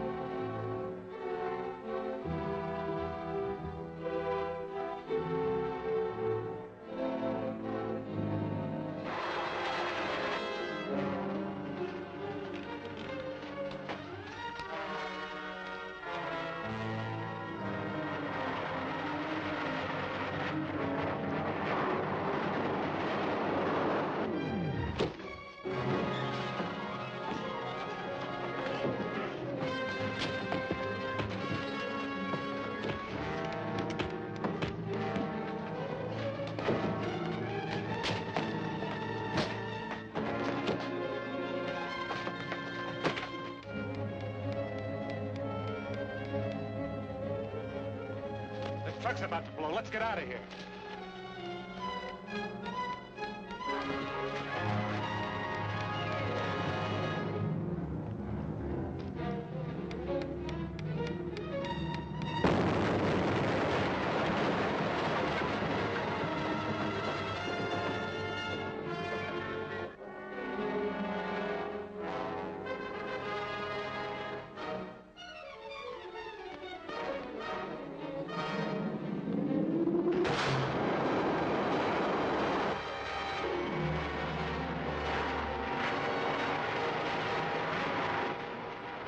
Back to the car.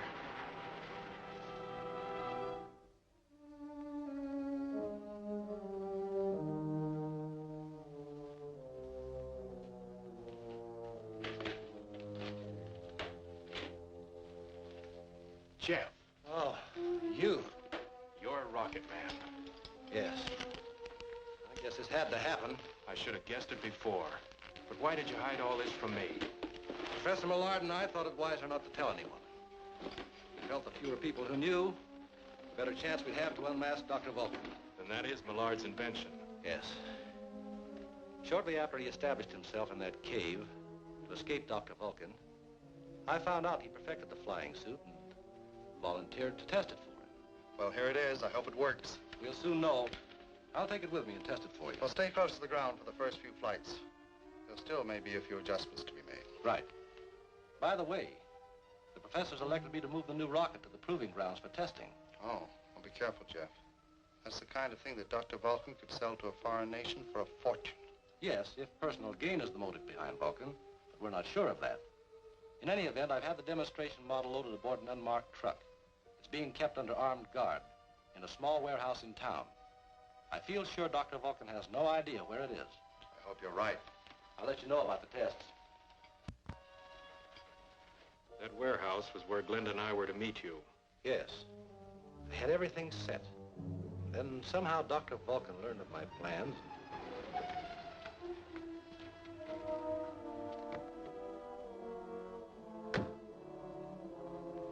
How's everything? Just fine. Truck's ready and waiting for you. Good.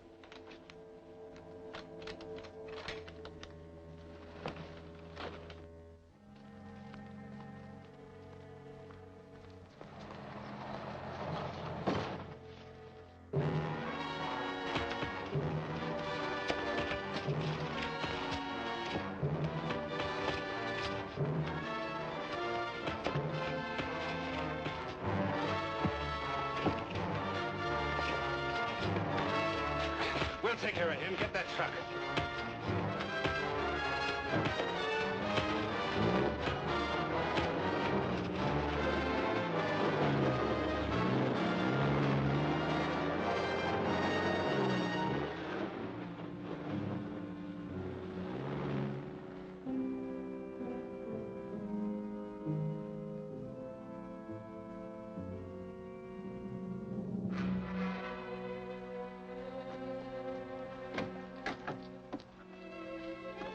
I realized the rocket suit was an untried experiment, but with it, I stood an outside chance of overtaking that truck. Glenda and I saw you flying away, but we had no idea who it was. Then what happened, Jeff? I actually spotted the truck from the air.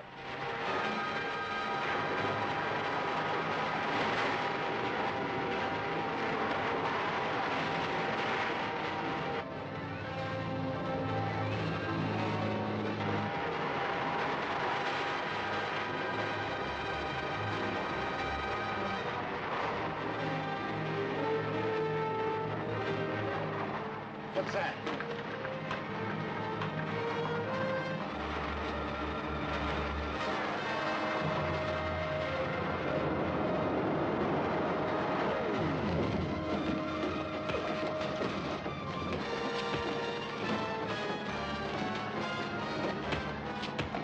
Hey, what's going on back there?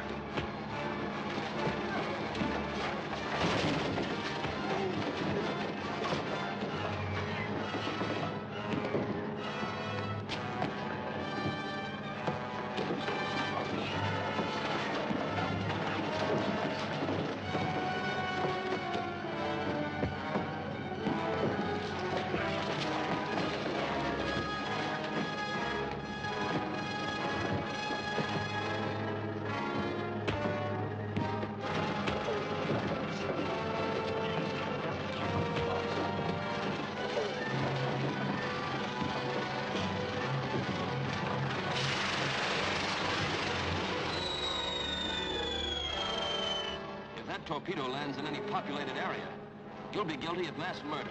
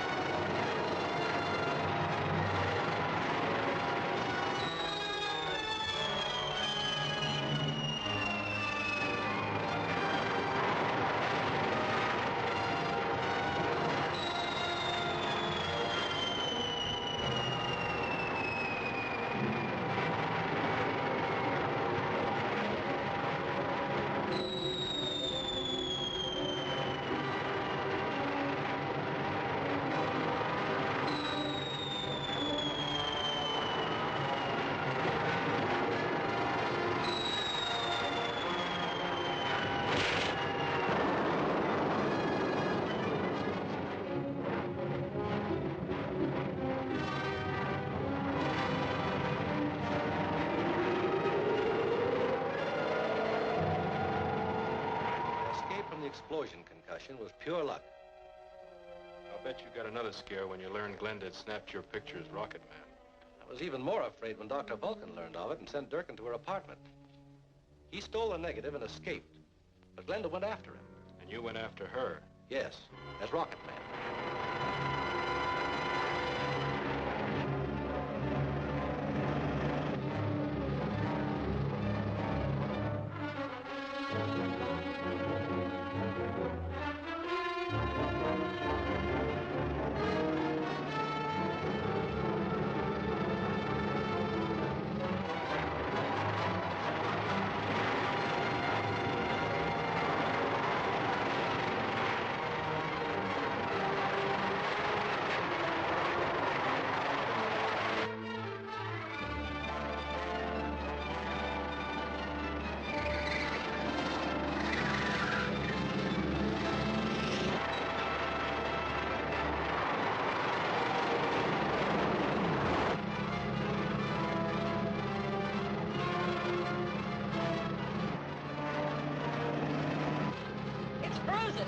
It won't turn.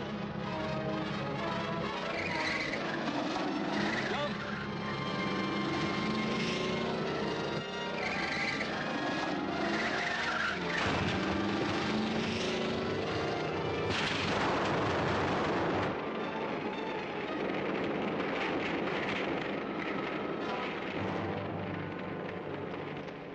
Durkin escaped with that microfilm, but later it was destroyed, so Vulcan never succeeded in using it.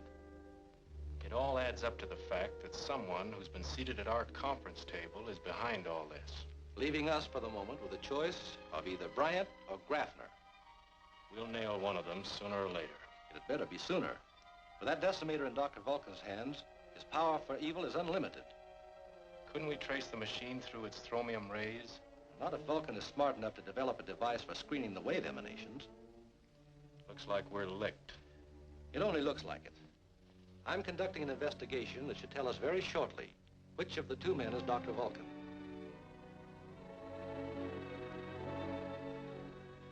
Jeff King knows I have the decimator, and he'll bend every effort to find it before I can cash in on its value. There is only one answer. Jeff King must die. Yes, but how? We've already tried a dozen ways to kill him. There's one way we haven't tried. I'll arrange for King to be called into town. I want you to...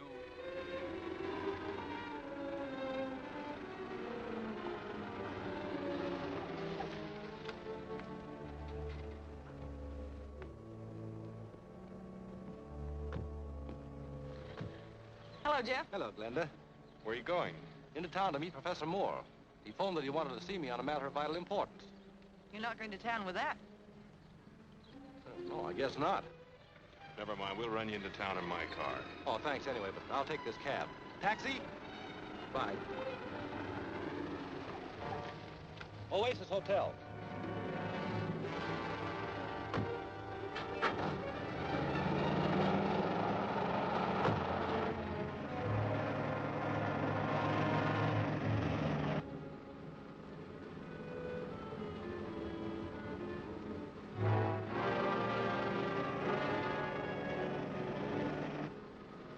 Don't waste your time, King. Those Those doors can be unlocked only from the outside. Like your late colleagues, you have finally been lured into a position from which there is no escape. I'm driving your cab by remote control, watching you take your last ride.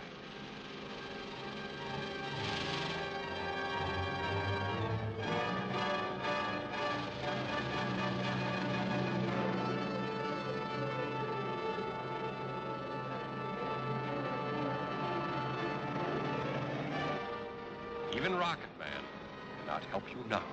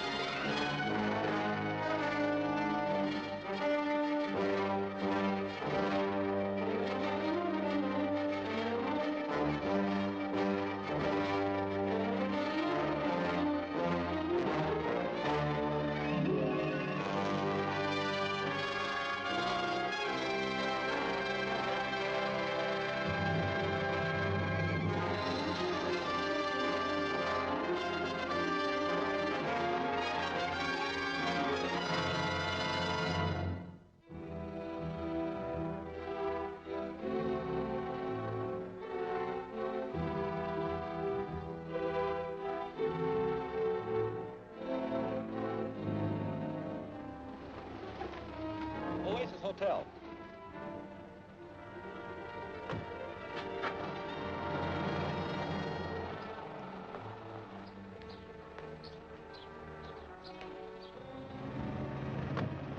Come on.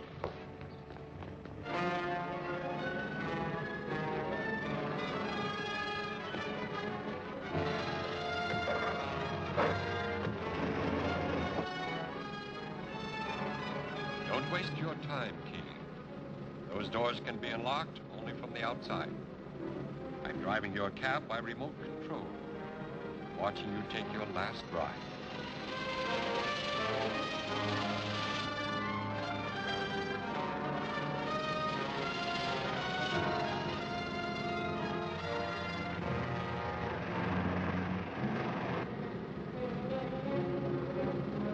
Drive alongside as close as you can.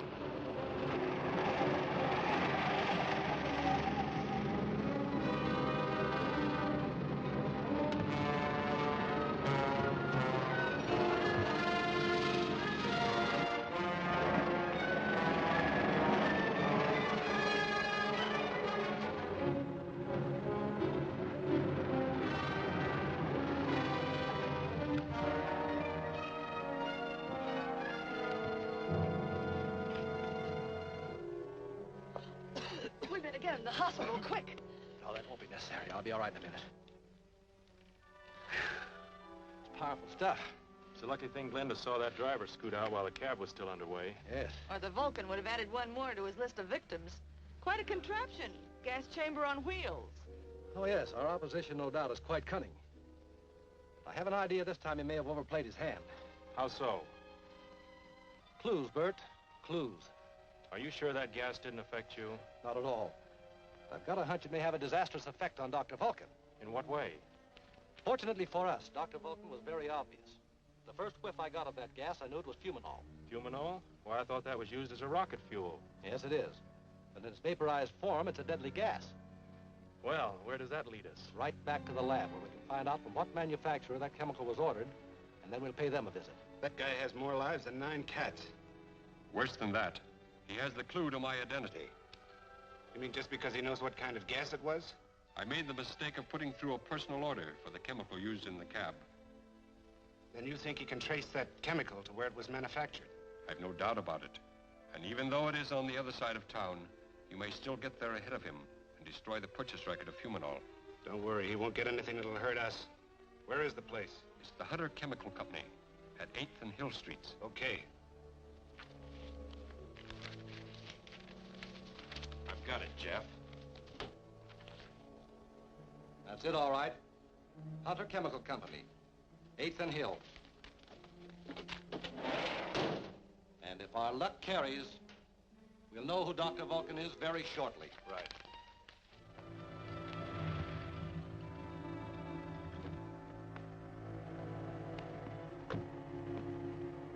We won't be very long. All right.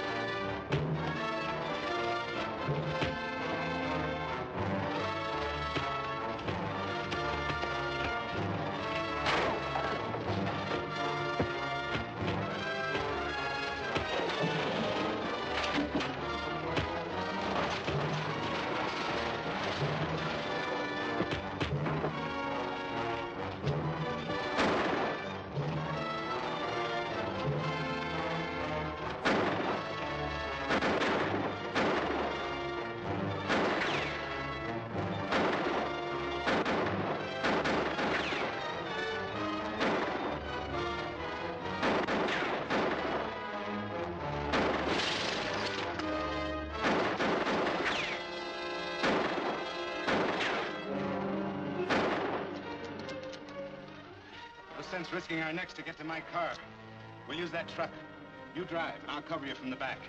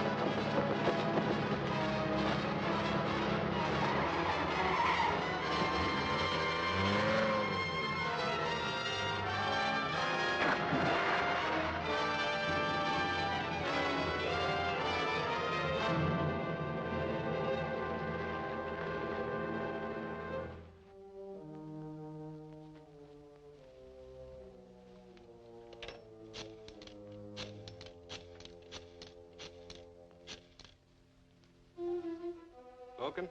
Durkin calling. Yes? I got those invoices away from Jeff King and destroyed them. Excellent, Durkin. Excellent. But I was also forced to take that Winslow character along. Bert Winslow? Yeah. Shall I dump him? No. He can be of great use to us. What for? Live bait for our friend King. We must get rid of him before we can use the decimator. What makes you think he'll fall for the bait? Just bring Winslow here. I'll guarantee the King will come too. Hello, Jeff. Hello, Glenda. Any news about Bert? Not a word. Don't you think we should notify the police? King speaking. This is Dr. Vulcan. Vulcan? What is this, a hoax? It concerns the welfare of your friend Winslow. And I would like to arrange for his return to you. I see. On what terms? We can discuss those if you come to 212 Beverly Street at 4. Alone, you understand, if you value your friend's life. But how can I be sure Bert is still alive? You will see him in the window at 5 minutes to 4. Remember, come alone. You will be watched.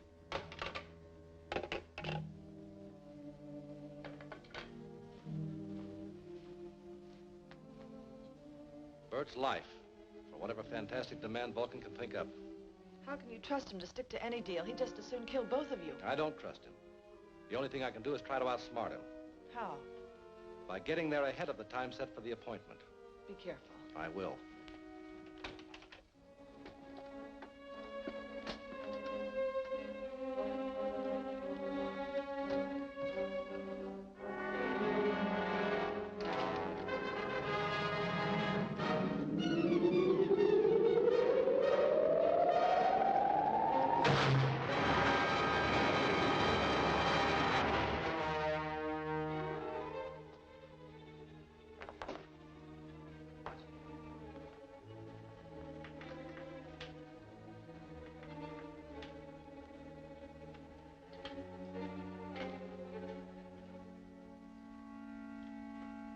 Careful with that photo, Sal. It's alive now. I don't like being around this electrical stuff very much. Neither will our visitor. Jeff King should get quite a shock when he walks through that door.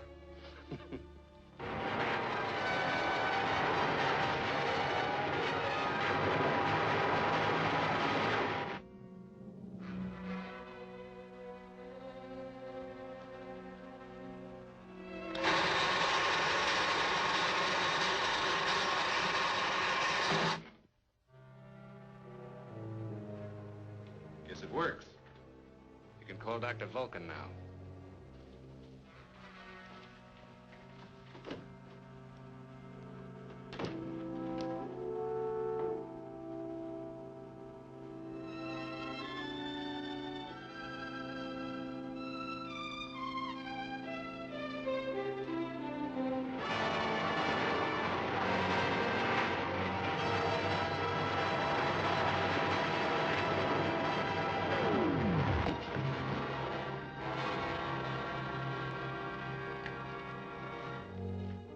Go ahead, Durkin. Draw your gun.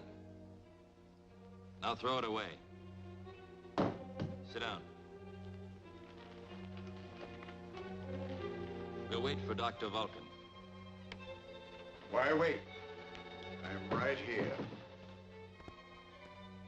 Bryant. So you're Dr. Vulcan. Yes, Dr. Vulcan. A bizarre name, but it's what I stand for. Power. The power of steel forged into what I believe is right. Sure. The right of a criminal to steal. The right of a traitor to betray his country.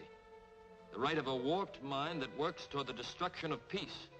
Now, you've had your say, Mr. Rocket Man, whoever you are.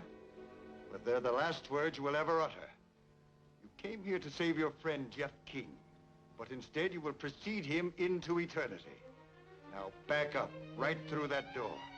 Back up!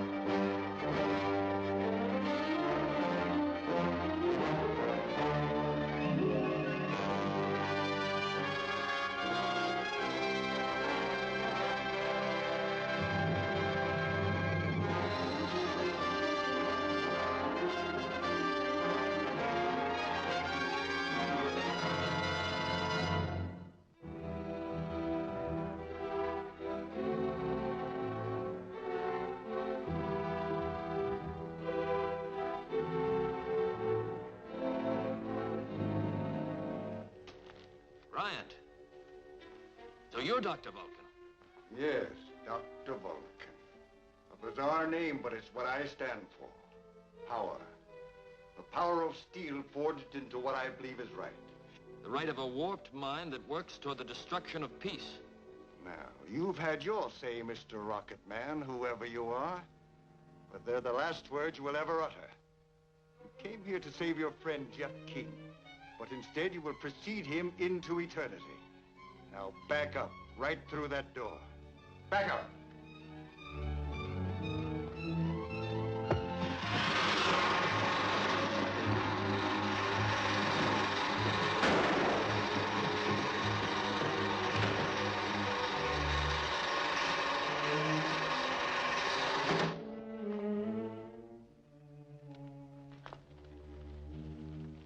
I'll telephone a description of Bryant to the police and ask them to spread a dragnet. Meanwhile, we'd better search for Millard's decimator. Bryant's already shipped it. I heard him discussing some fantastic extortion plot involving the city of New York. That sounds like Vulcan, all right. Bert, look around for some clue as to what his plans might be. Right.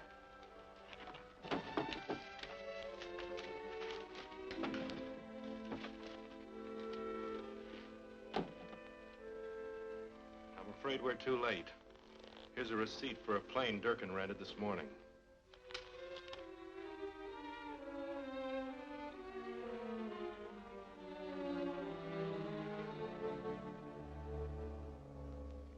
All right. Thank you, Captain. Two men answering the descriptions of Bryant and Durkin took off in a small cabin plane almost an hour ago. New York should be warned that Bryant may use the decimator in his extortion plot. I can still beat Bryant in an airliner. Not without me. Nor me. This could be the scoop of my career. Let's go.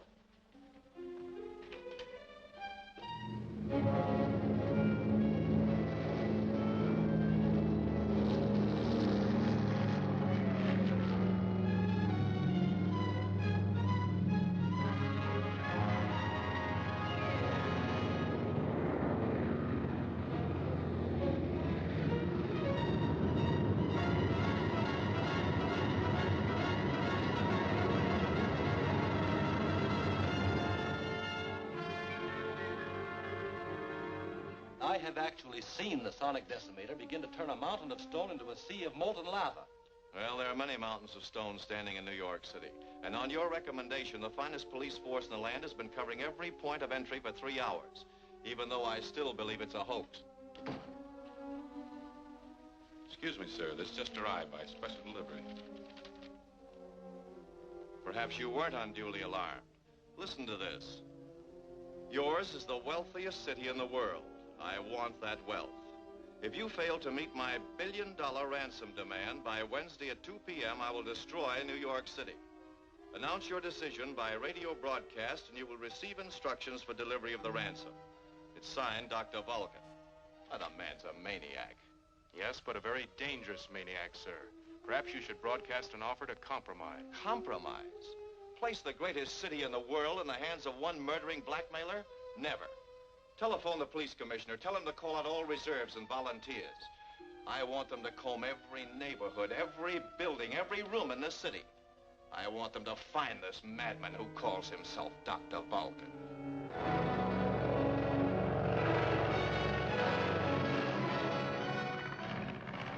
Jeff King probably has every cop in the country looking for us by now. They won't find us on Fisherman's Island. Just where is this Fisherman's Island? Oh, about 300 miles off New York Harbor.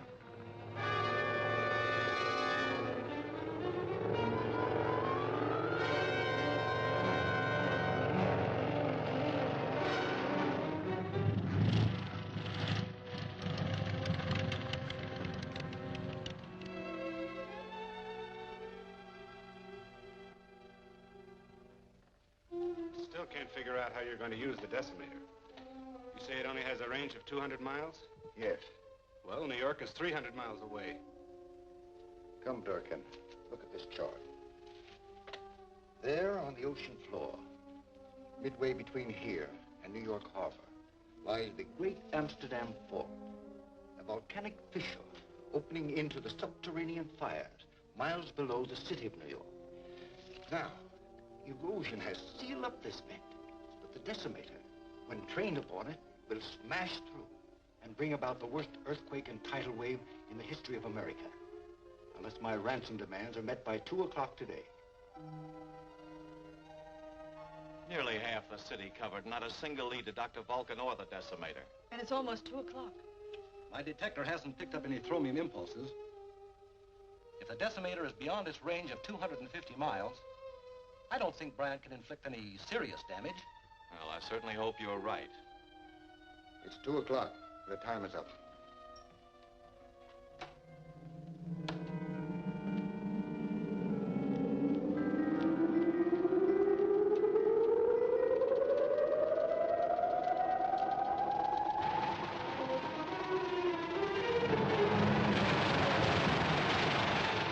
Yes?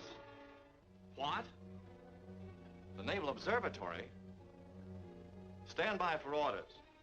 The Naval Observatory is reporting sudden giant waves moving in on the harbor from approximately 300 miles southeast of here. Why, they'd no warning whatsoever.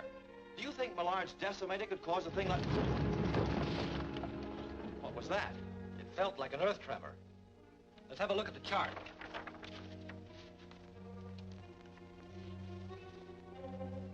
The Amsterdam Fault. That's between here and Fisherman's Island. And I'll bet that's where Vulcan has the decimator. I advise you to order the evacuation of the city immediately and tell them to begin with the harbor district. All citizens, attention. New York City must be evacuated at once. Proceed in an orderly manner toward the Westchester Hills. All members of the police and fire departments on leave or off duty will report immediately to their precinct and company commands. This is urgent. What's the delay? Why don't they put me on the air? They're trying to clear a channel for you. Some of the relays have been disrupted. They've got to put me through. This appeal to Dr. Vulcan may be our last chance to save the city. The rocket suit's downstairs in my car. I'm going to fly to Fisherman's Island. And if Bryant is there, I'll try a little personal persuasion. It might work, Jeff. Nothing else will.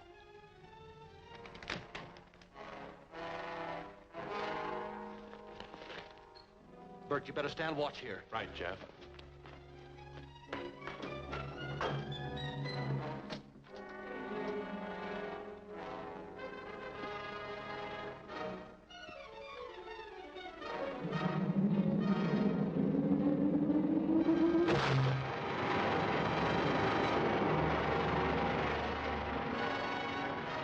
Stand by. You're on in 10 seconds.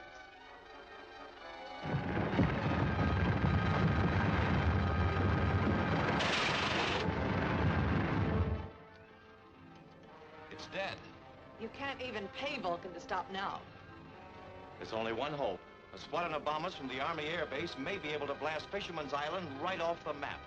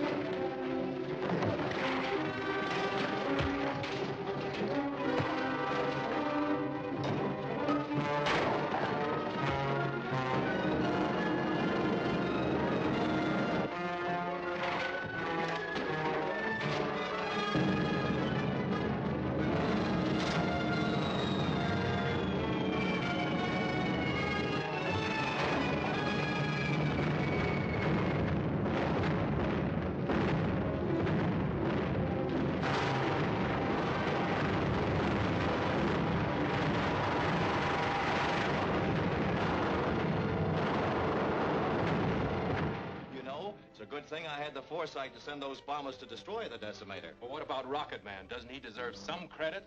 What's that?